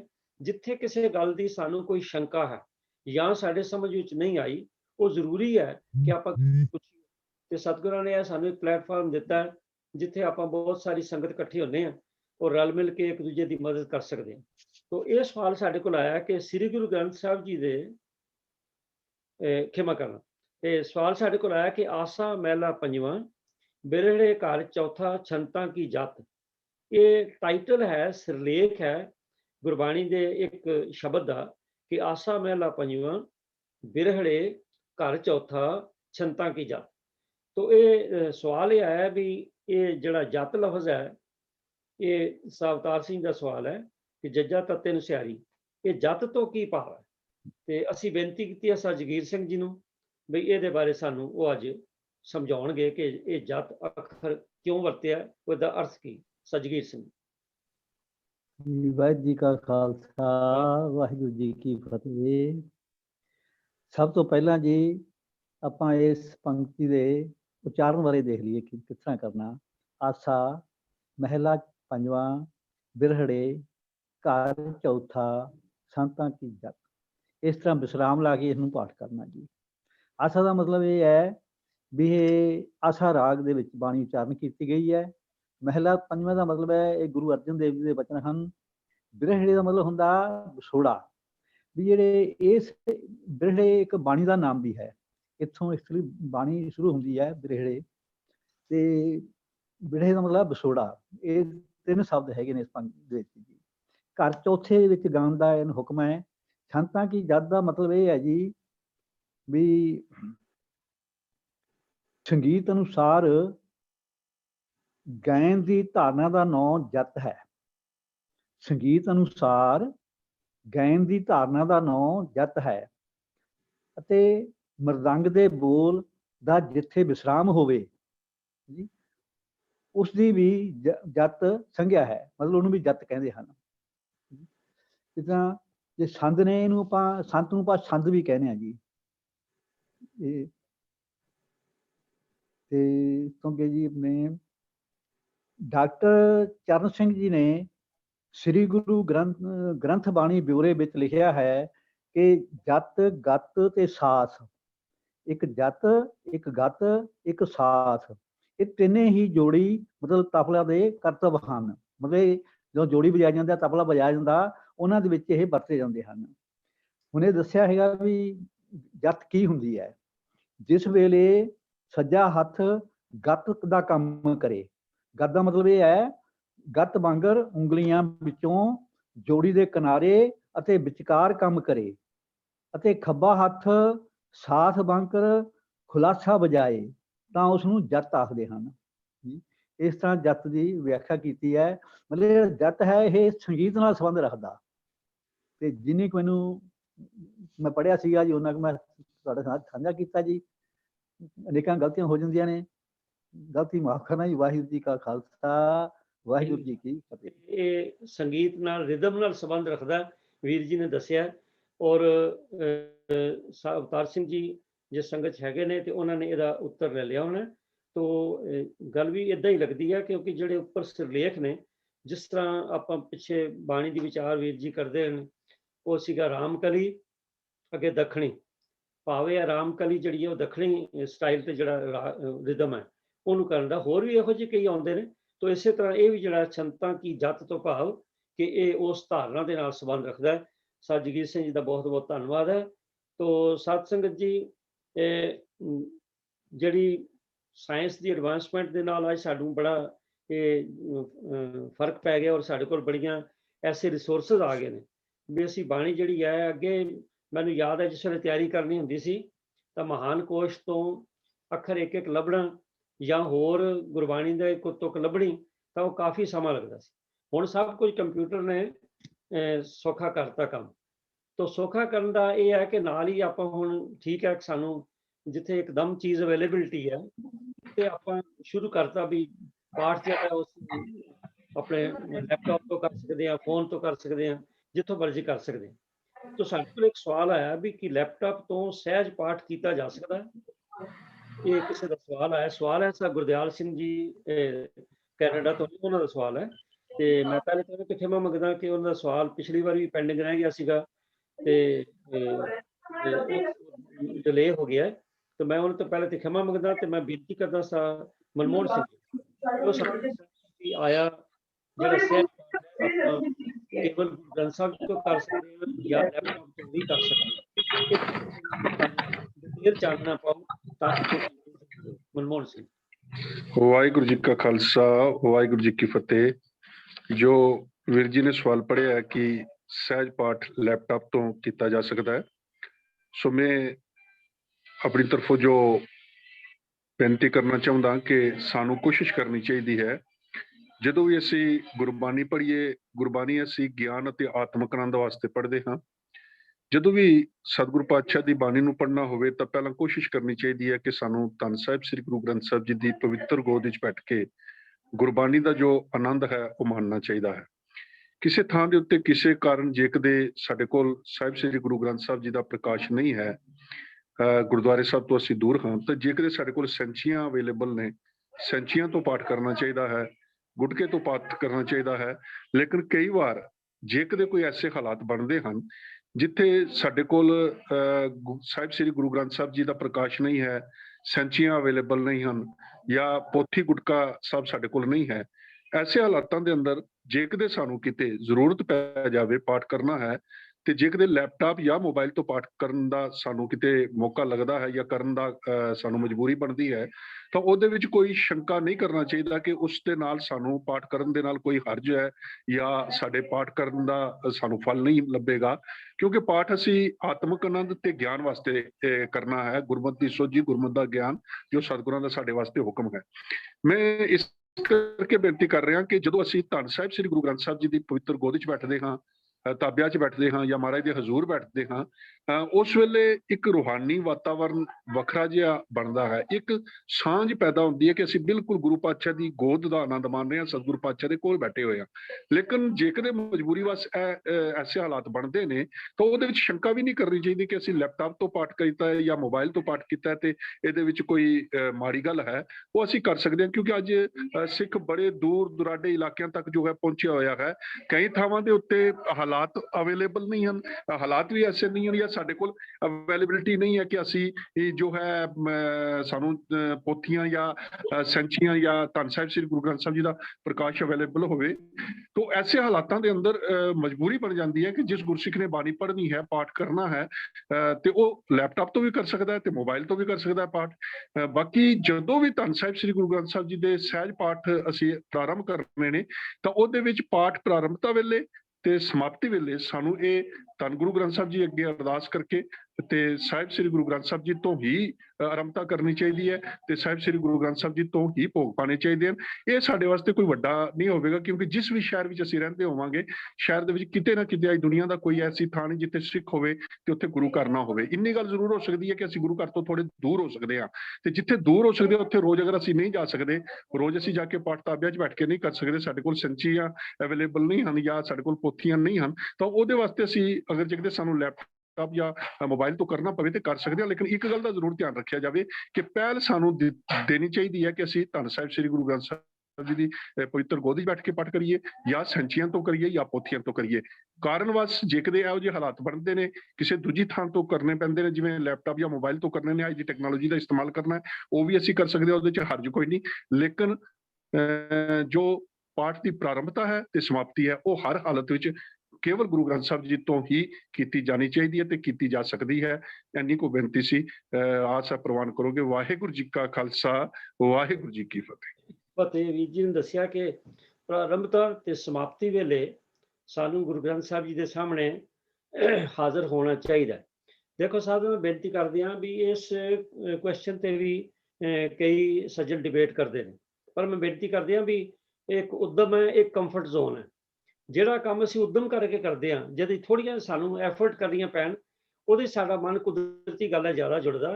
ਤੇ ਜੇ ਆਪਾਂ ਕੰਫਰਟ ਜ਼ੋਨ 'ਚ ਰਹਿਣਾ, ਮੈਂ ਕੰਫਰਟ ਜ਼ੋਨ ਲਫ਼ਜ਼ ਇਸ ਲਈ ਵਰਤ ਰਿਹਾ ਕਿ ਅਸੀਂ ਦੇਖਦੇ ਹਾਂ ਕਿ ਜਿਸ ਵੇਲੇ ਪਾਠ ਜੇ ਅਸੀਂ ਗੁਟਕੇ ਤੋਂ ਵੀ ਕਰਨਾ ਹੋਵੇ ਤਾਂ ਫਿਰ ਅਸੀਂ ਪ੍ਰੋਪਰ ਬੈਠ ਕੇ ਔਰ ਆਪਣੇ ਹੱਥ ਪੈਰ ਸੁੱਚੇ ਕਰਕੇ ਜਾਂ ਬੈਠ ਕੇ ਆਰਾਮ ਨਾਲ ਕਰਦੇ ਹਾਂ। ਪਰ ਜਿਸ ਵੇਲੇ ਆਪਾਂ ਬਹੁਤੀ ਵਾਰੀ ਦੇਖਿਆ ਗਿਆ ਵੀ ਜਿਹੜੇ ਫੋਨ ਤੋਂ ਆਪਾਂ ਪਾਠ ਕਰਦੇ ਹੋ, ਫਿਰ ਜਿੱਦਾਂ ਮਰਜ਼ੀ ਬੰਦੇ ਬਹੁਤਾ ਹੁੰਦਾ ਨਹੀਂ। ਸੋ ਜਿਹੜਾ ਲਫ਼ਜ਼ ਉਹ ਪਹਿਲੇ ਆਪਾਂ ਵਰਤਿਆ ਗਿਆਨ ਦੇ ਨਾਲ ਭਉ ਭਾਵਨੀ, ਉਹ ਜਿਹੜੀ ਭਉ ਭਾਵਨੀ ਹੈ ਉਹ ਲਿਆਣੀ ਬੜੀ ਜ਼ਰੂਰੀ ਹੈ। ਭਉ ਭਾਵਨੀ ਨਹੀਂ ਹੋਏਗੀ, ਕੇਵਲ ਗਿਆਨ ਜਿਹੜਾ ਉਹ ਗਿਆਨ ਹੀ ਗਿਆਨ ਹੈ, ਤਾਂ ਗਿਆਨ ਜਿਹੜਾ ਉਹ ਬੰਦੇ ਨੂੰ ਭਟਕਾ ਵੀ ਸਕਦਾ। ਜਿਹੜੀ ਭਉ ਭਾਵਨੀ ਹੈ ਉਹਦੇ ਨਾਲ ਮਨ ਵਿੱਚ ਪ੍ਰੇਮ ਪੈਦਾ ਹੁੰਦਾ ਹੈ, ਤਾਂ ਭਉ ਭਾਵਨੀ ਹਰ ਹਾਈਲੇ 'ਚ ਬਣਾਉਣੀ। ਇਹ ਠੀਕ ਹੈ ਕਿ ਪਿਛਲੇ ਸਮਿਆਂ 'ਚ ਤੇ ਹੁਣ ਵੀ ਇੱਥੇ ਸਾਡੇ ਕੈਨੇਡਾ 'ਚ ਅਜੇ ਵੀ ਲਾਕਡਾਊਨ ਚੱਲ ਰਹੇ ਨੇ, ਤਾਂ ਜਿਸ ਵੇਲੇ ਲਾਕਡਾਊਨ ਵਿੱਚ ਕਾਫੀ ਸਮੱਸਿਆ ਆ ਰਹੀ ਸੀਗੀ ਤਾਂ ਗੁਰਦੁਆਰਾ ਸਾਹਿਬ ਵਗੈਰਾ ਜਾਣਾ ਜਿਹੜੀ ਹੈ ਉਹ ਵੀ ਔਖਾ ਹੋਇਆ ਸੀਗਾ। ਹਾਂ, ਇਹੋ ਜਿਹੇ ਸਮੇਂ ਜਿਹੜੇ ਨੇ ਇਹ ਕਦੀ ਕਦਾਈ ਕੋਈ ਮਤਲਬ ਆਉਂਦੇ ਨੇ, ਕੋਈ ਰੋਜ਼ ਦੇ ਨਹੀਂ ਹੈਗੇ। ਹਾਂ, ਇਹ ਠੀਕ ਹੈ ਕਿ ਸਿੱਖ ਮਤ ਦੇ ਵਿੱਚ ਕੋਈ ਰਿਜਿਡਿਟੀ ਨਹੀਂ ਹੈ ਵੀ ਜੇ ਕਿਤੇ ਬਿਲਕੁਲ ਹੀ ਇਹ ਬੰਦਾ ਫਸਿਆ ਤੇ ਫਿਰ ਕੋਈ ਡਿਸੀਜਨ ਜਿਹੜਾ ਲਿਆ ਜਾ ਸਕਦਾ ਹੈ। ਵਰਨਾ ਜੇ ਪੋਸੀਬਲ ਹੋਵੇ, ਹਾਲਾਂਕਿ ਲਾਕਡਾਊਨ 'ਚ ਹੀ ਅਸੀਂ ਬਾਕੀ ਜਿਹੜੇ ਰੋਜ਼ਮਰਾ ਦੇ ਕੰਮ ਨੇ ਉਹ ਸਾਡੇ ਬੰਦ ਨਹੀਂ ਹੋਏ, ਭਾਵੇਂ ਥੋੜੇ ਔਖੇ ਹੋਏ ਨੇ ਪਰ ਕਰਦੇ ਰਹੇ। ਨਾ ਖਾਣਾ ਬੰਦ ਹੋਇਆ ਤੇ ਨਾ ਪਹਿਨਣਾ ਬੰਦ ਹੋਇਆ, ਜੋ ਮਰਜ਼ੀ ਹੋਇਆ। ਸੋ ਇਸੇ ਤਰ੍ਹਾਂ ਜਿਹੜਾ ਲਾਕਡਾਊਨ ਵੀ ਜਿਵੇਂ ਹੈ, ਇਹਦੇ ਵਿੱਚ ਵੀ ਜੇ ਆਪਾਂ ਸੋਚੀਏ ਕਿ ਇਹ ਕੰਮ ਹਟ ਜਾਣਾ, ਇਹ ਨਹੀਂ ਹੈ। ਇਹ ਠੀਕ ਹੈ ਕਿ ਆਪਾਂ ਪਾਠ ਲੈਪਟਾਪ ਤੋਂ ਕਰ ਲਿਆ, ਪਰ ਸਮਾਪਤੀ ਲਈ ਸਾਨੂੰ ਗੁਰੂ ਗ੍ਰੰਥ ਸਾਹਿਬ ਦੇ ਸਾਹਮਣੇ ਹਾਜ਼ਰ ਹੋਣਾ ਚਾਹੀਦਾ। ਮੈਂ ਫਿਰ ਬੇਨਤੀ ਕਰ ਰਿਹਾ ਵੀ ਕੋਈ ਐਕਸਟ੍ਰੀਮ ਸਰਕਮਸਟਾਂਸ ਹੋਵੇ ਉਹਨੂੰ ਛੱਡ ਕੇ ਜੇ ਪੋਸੀਬਲ ਹੋਵੇ ਤਾਂ ਸਾਨੂੰ ਜ਼ਰੂਰ ਜਾਣਾ ਚਾਹੀਦਾ। ਕੇਵਲ ਐਸਾ ਅਸੀਂ ਰਿਵਾਜ ਨਾ ਬਣਾ ਲਈਏ ਵੀ ਚਲੋ ਠੀਕ ਹੈ ਜੀ, ਕਿਉਂਕਿ ਜਿਹਨਾਂ ਸਵਾਲ ਕੀਤਾ ਉਹਨਾਂ ਨਾਲ ਵੀ ਇਹ ਡਿਸਕਸ਼ਨ ਹੋਈ ਸੀ ਬਈ ਆਪਾਂ ਜੇ ਜਿਹੜਾ ਰੋਜ਼ਾਨਾ ਹੁਕਮ ਹੈ ਉਹ ਅਸੀਂ ਉੱਥੋਂ ਲੈ ਸਕਦੇ ਹਾਂ ਤੇ ਇੱਥੇ ਵੀ ਹੁਕਮ ਲੈ ਕੇ ਕੀਤਾ ਜਾ ਸਕਦਾ। ਪਰ ਮੇਰੀ ਬੇਨਤੀ ਇਹੀ ਹੈ ਕਿ ਆਪਾਂ ਇੱਕ ਟ੍ਰੈਡੀਸ਼ਨ ਨੂੰ, ਔਰ ਤੁਸੀਂ ਜਿਸ ਵੇਲੇ ਦੇਖੋ ਸਿੱਖ ਰਹਿਤ ਮਰਿਆਦਾ 'ਚ ਵੀ ਪਾਠ ਪ੍ਰਾਰੰਭ ਕਰਨ ਦੀ ਜਿਹੜੀ ਵਿਧੀ ਦੱਸੀ ਹੈ ਉਹਦੇ ਮੁਤਾਬਕ ਹੀ ਸਾਨੂੰ ਗੁਰੂ ਗ੍ਰੰਥ ਸਾਹਿਬ ਦੇ ਸਾਹਮਣੇ ਹਾਜ਼ਰ ਹੋਣਾ ਚਾਹੀਦਾ। ਤੋ ਇਸ ਕਰਕੇ ਹਾਜ਼ਰ ਜ਼ਰੂਰ ਹੋਣਾ ਚਾਹੀਦਾ ਸਮਾਪਤੀ ਵੇਲੇ। ਤੇ ਉਹ ਹਾਂ, ਜੇਕਰ ਸਤਿਗੁਰੂ ਕਿਰਪਾ ਕਰਨ ਜਿਨ੍ਹਾਂ ਦੇ ਘਰਾਂ ਵਿੱਚ ਗੁਰੂ ਗ੍ਰੰਥ ਸਾਹਿਬ ਜੀ ਦਾ ਪ੍ਰਕਾਸ਼ ਹੈ ਉਹ ਤਾਂ ਫਿਰ ਉੱਥੋਂ ਹੀ ਕਰਨ ਤਾਂ ਜ਼ਿਆਦਾ ਚੰਗੀ ਗੱਲ ਹੈ, ਕਰਨਾ ਚਾਹੀਦਾ। ਜੇ ਵੀਰ ਜੀ ਨੇ ਦੱਸ ਹੀ ਦਿੱਤਾ ਹੈ, ਨਹੀਂ ਤਾਂ ਫਿਰ ਆਪਾਂ ਸੈਂਚੀਆਂ ਤੋਂ ਕਰ ਸਕਦੇ ਹਾਂ। ਤੇ ਤੀਸਰੀ ਜਿਹੜੀ ਪ੍ਰਾਇਰਟੀ ਹੈ, ਮਤਲਬ ਜਿਹੜੀ ਪ੍ਰਾਇਰਟੀ ਹੈ ਉਹ ਸਾਨੂੰ ਟੌਪ ਪ੍ਰਾਇਰਟੀ ਜਿਹੜੀ ਗੁਰੂ ਗ੍ਰੰਥ ਸਾਹਿਬ ਜੀ ਨੂੰ ਦੇਣੀ ਚਾਹੀਦੀ। ਤੋ ਵੀਰ ਮਨਮੋਹਨ ਸਿੰਘ ਜੀ, ਆਪ ਜੀ ਦਾ ਧੰਨਵਾਦ ਹੈ। ਔਰ ਮੈਂ ਆਸ ਕਰਦਾ ਵੀ ਸੰਗਤ ਇਹ ਜਿਹੜਾ, ਕਿਉਂਕਿ ਇਹ ਸਵਾਲ ਜਿਹੜਾ ਅੱਜ ਕੱਲ੍ਹ ਆਮ ਕੀਤਾ ਜਾਂਦਾ ਹੈ ਤੇ ਇਹਦੇ ਬਾਰੇ ਸਾਨੂੰ ਹੋਰ ਵੀ ਵਿਚਾਰ ਆ ਸਕਦੇ ਨੇ। ਸੰਗਤ 'ਚ ਕੋਈ ਵਿਚਾਰ ਆਏਗਾ ਤੇ ਆਪਾਂ ਉਹ ਵੈਲਕਮ ਕਰਦੇ ਹਾਂ, ਉਹਨਾਂ ਨੂੰ ਫਿਰ ਆਪਾਂ ਅਗਲੀ ਵਾਰੀ ਡਿਸਕਸ ਕਰ ਸਕਦੇ ਹਾਂ ਜੀ। ਤੋ ਸਾਧ ਸੰਗਤ ਜੀ, ਇੱਕ ਸਵਾਲ ਹੋਰ ਸਾਡੇ ਕੋਲ ਹੈ। ਉਹ ਸ੍ਰੀ ਗੁਰੂ ਗ੍ਰੰਥ ਸਾਹਿਬ ਦੇ ਪੰਨੇ 641 ਤੇ ਗੁਰੂ ਅਰਜਨ ਸਾਹਿਬ ਜੀ ਦਾ ਸ਼ਬਦ ਹੈ ਕਿ ਪਾਠ ਪੜ੍ਹਿਓ ਔਰ ਵੇਦ ਵਿਚਾਰਿਓ, ਨਿਵਲ ਭੰਗਮ ਸਾਧੇ, ਪੰਜ ਜਨਾਂ ਸੇ ਸੰਗ ਨ ਛੁਟਿਓ, ਅਧਿਕ ਅਹੰ ਬੁੱਧ ਬਾਧੇ, ਪਿਆਰੇ ਇਨ ਬਿਦ ਮਿਲਣ ਜਾਈ, ਮੈਂ ਕੀਏ ਕਰਮ ਨੇਕਾ। ਲੰਬਾ ਸ਼ਬਦ ਹੈ ਜੀ। ਤੇ ਇਹਦੇ ਵਿੱਚ ਜਿਹੜਾ ਸਾਨੂੰ ਸਵਾਲ ਆਇਆ, ਉਹ ਸਵਾਲ ਆਇਆ ਸਾਨੂੰ ਰਾਜ ਰੇਖੀ ਜੀ ਇੱਥੋਂ ਕੈਨੇਡਾ ਤੋਂ ਨੇ। ਉਹਨਾਂ ਨੇ ਕਿਹਾ ਕਿ ਕਿਆ ਇਹ ਗੱਲ ਜਿਹੜੀਆਂ ਇਹ ਕਰਮਕਾਂਡ ਦੱਸੇ ਨੇ ਗੁਰੂ ਅਰਜਨ ਸਾਹਿਬ ਜੀ ਨੇ ਆਪ ਕੀਤੇ ਸਨ? ਕਿਉਂਕਿ ਤੁਕ ਵਿੱਚ ਆਉਂਦੀ ਹੈ ਨਾ ਕਿ ਮੈਂ ਕੀਏ ਕਰਮ ਅਨੇਕਾ, ਸ਼ਾਇਦ ਇਸ ਤੋਂ ਥੋੜਾ ਭੁਲੇਖਾ ਲੱਗਦਾ ਹੋਵੇ ਵੀ ਆਇਆ ਗੁਰੂ ਅਰਜਨ ਸਾਹਿਬ ਜੀ ਨੇ ਆਪ ਇਹ ਸਾਰੇ ਕਰਮਕਾਂਡ ਕੀਤੇ ਸਨ ਜਾਂ ਨਹੀਂ। ਇਹ ਸਵਾਲ ਹੈ। ਇਹਦੇ ਬਾਰੇ ਮੈਂ ਬੇਨਤੀ ਕਰ ਰਿਹਾ ਵੀਰ MP ਸਿੰਘ ਜੀ ਨੂੰ ਕਿ ਉਹ ਸਾਨੂੰ ਇਹਦੇ 'ਚ ਜ਼ਰਾ ਥੋੜ੍ਹ ਕੇ ਵਿਸਥਾਰ ਸਹਿਤ ਦੱਸਣ। ਔਰ ਸਕਰੀਨ ਤੇ ਇਹ ਸ਼ਬਦ ਵੀ ਆ ਰਿਹਾ, ਤੋ ਵੀਰ ਜੀ MP ਸਿੰਘ ਜੀ ਆਪ ਕਿਰਪਾ ਕਰਕੇ ਇਹਦੇ ਬਾਰੇ ਸਮਝਾਓ ਜੀ। ਵਾਹਿਗੁਰੂ ਜੀ ਕਾ ਖਾਲਸਾ, ਵਾਹਿਗੁਰੂ ਜੀ ਕੀ ਫਤਿਹ। ਜਿਵੇਂ ਆਪ ਜੀ ਦੇਖ ਰਹੇ ਹੋ ਸਕਰੀਨ ਤੇ ਸ਼ਬਦ ਇਹ ਅਸ਼ਟਪਦੀ ਹੈ ਗੁਰੂ ਗ੍ਰੰਥ ਸਾਹਿਬ ਦੇ ਅੰਗ 641 ਦੇ ਉੱਪਰ ਸੋਰਠ ਰਾਗ ਦੇ ਅੰਦਰ ਗੁਰੂ ਅਰਜਨ ਪਾਤਸ਼ਾਹ ਦਾ ਉਚਾਰਨ ਕੀਤਾ ਹੋਇਆ ਹੈ। ਸ਼ਬਦ ਦੀ ਜੋ ਰਾਹੋ ਦੀ ਪੰਕਤੀ ਹੈ ਉਸੇ ਨਾਲ ਹੀ ਸੰਬੰਧਿਤ ਮੇਨ ਸਵਾਲ ਵੀ ਹੈ ਕਿ ਪਿਆਰੇ ਇਨ ਵਿਦ ਮਿਲਨ ਨਾ ਜਾਈ, ਮੈਂ ਕੀਏ ਕਰਮ ਅਨੇਕਾ, ਹਾਰ ਪਰਿਓ ਸੁਆਮੀ ਕੈ ਦੁਆਰਾ, ਦੀਜਾ ਬੁੱਧ ਵਿਵੇਕਾ। ਉਸ ਸ਼ਬਦ ਦੇ ਜੋ ਆਲੇ ਦੁਆਲੇ ਬਾਕੀ ਦੇ ਸਾਰੇ ਪਦੇ ਹਨ ਉਹਨਾਂ ਦੇ ਵਿੱਚ ਸਪਸ਼ਟਤਾ ਹੀ ਹੈ। ਔਰ ਮੇਰੇ ਖਿਆਲ ਕਿਸੇ ਨੂੰ ਸ਼ੰਕਾ ਹੋਏਗਾ ਵੀ ਨਹੀਂ ਕਿ ਗੁਰੂ ਅਰਜਨ ਪਾਤਸ਼ਾਹ ਨੇ ਇੱਥੇ ਉਸ ਵੇਲੇ ਦੇ ਸਮਾਜ ਦੇ ਅੰਦਰ ਜੋ ਪ੍ਰਚਲਿਤ ਕਰਮਕਾਂਡ ਸਨ, ਧਾਰਮਿਕ ਕਰਮ ਸਨ, ਉਹਨਾਂ 'ਚੋਂ ਕਾਫੀ ਸਾਰਿਆਂ ਦੀ ਡਿਟੇਲ ਦੇ ਵਿੱਚ ਰੈਫਰੈਂਸ ਦੇ ਕੇ ਤੇ ਇਹ ਵਿਚਾਰ ਦਿੱਤਾ ਹੈ ਕਿ ਵੀ ਇਹਨਾਂ ਕਰਮ ਕਾਂਡਾਂ ਦੇ ਨਾਲ, ਧਾਰਮਿਕ ਕਰਮਾਂ ਦੇ ਨਾਲ ਪਰਮਾਤਮਾ ਦੇ ਨਾਲ ਪਿਆਰ ਦਾ ਸੰਬੰਧ ਨਹੀਂ ਜੁੜਦਾ, ਪਰਮਾਤਮਾ ਦੀ ਪ੍ਰਾਪਤੀ ਨਹੀਂ ਹੁੰਦੀ। तो एक एक दे पाठ पढ़न, वेद विचारन, न्योली करम, भयंगम, तो ये सब कुछ करन दा जो है उन्होंने रेफरेंस दे के देखा है कि भी फिर भी ये मन की अवस्था ਨੂੰ ਉੱਚਾ ਨਹੀਂ ਕਰਦੇ ਬਲਕਿ ਹੰਕਾਰ ਨੂੰ ਹੀ ਜਨਮ ਦਿੰਦੇ ਹਨ, ਜਿਵੇਂ ਕਿ ਪਹਿਲੇ ਪਦੇ ਦੇ ਅੰਦਰ ਗੱਲ ਸਪਸ਼ਟ ਹੈਗੀ ਹੈ। ਜਿਹੜਾ ਕਨਫਿਊਜ਼ਨ ਔਰ ਜੋ ਸਵਾਲ ਪੈਦਾ ਹੋਇਆ ਹੈ ਉਹ ਇਸ ਸ਼ਬਦਾਵਲੀ ਤੋਂ ਹੋਇਆ ਹੈ ਕਿ ਮੈਂ ਕੀਏ ਕਰਮ ਅਨੇਕਾਂ, ਜਿਹਦੇ ਤੋਂ ਅਖਰੀ ਅਰਥ ਕਰਦਿਆਂ ਇਹ ਭਾਵ ਬੰਦਾ ਹੈ ਵੀ ਗੁਰੂ ਸਾਹਿਬ ਕਹਿ ਰਹੇ ਹਨ ਕਿ ਵੀ ਮੈਂ ਇਹ ਕਰਮ ਕਰਕੇ ਵੇਖੇ ਨੇ, ਅਨੇਕਾਂ ਕਰਮ ਇਹੋ ਜਿਹੇ ਕੀਤੇ ਨੇ। ਉਹ ਇੱਕ ਵਾਰੀ ਥੋੜਾ ਜਿਹਾ ਇਹ ਦੇਖ ਲਈਏ ਵੀ ਕਿਹੜੇ ਕਿਹੜੇ ਕਰਮਾਂ ਦੀ ਗੱਲ ਆਈ ਹੈ। ਮੋਨੀ ਰਹਿਣ ਦੀ, ਭਾਂਡਾ ਕੋਈ ਨਾ ਵਰਤਣ ਦੀ, ਨੰਗਿਆਂ ਜੰਗਲ ਵਿੱਚ ਫਿਰਨ ਦੀ, ਤਟ ਤੀਰਥਾਂ ਤੇ ਸਾਰੀ ਧਰਤੀ ਤੇ ਘੁੰਮਣ ਦੀ, ਤੇ ਸਿਰ ਦੇ ਉੱਤੇ ਕਰਵੱਤਰ ਧਰਾ ਕੇ ਸਿਰ ਨੂੰ ਆਰੇ ਨਾਲ ਚਿਰਾ ਲੈਣ ਦੀ, ਹਾਂਜੀ। ਫਿਰ ਔਰਤ ਨੂੰ ਦਾਨ ਕਰਨ ਦੀ, ਸੋਨਾ ਦਾਨ ਕਰਨ ਦੀ, ਹਾਥੀ ਘੋੜੇ ਦਾਨ ਕਰਨ ਦੀ, ਅੰਨ ਬਸਤਰ ਦਾਨ ਕਰਨ ਦੀ, ਕਈ ਤਰ੍ਹਾਂ ਦੀਆਂ ਪੂਜਾ ਅਰਚਾ ਡੰਡੋਤ ਆਦਿ ਕਰਨ ਦੀ। ਫਿਰ ਯੋਗੀਆਂ ਦੇ ਜਿਹੜੇ 84 ਆਸਨ ਨੇ ਉਹਨਾਂ ਦੀ ਗੱਲ ਉਹਦੇ 'ਚ ਰੈਫਰੈਂਸ ਆਇਆ ਹੈ।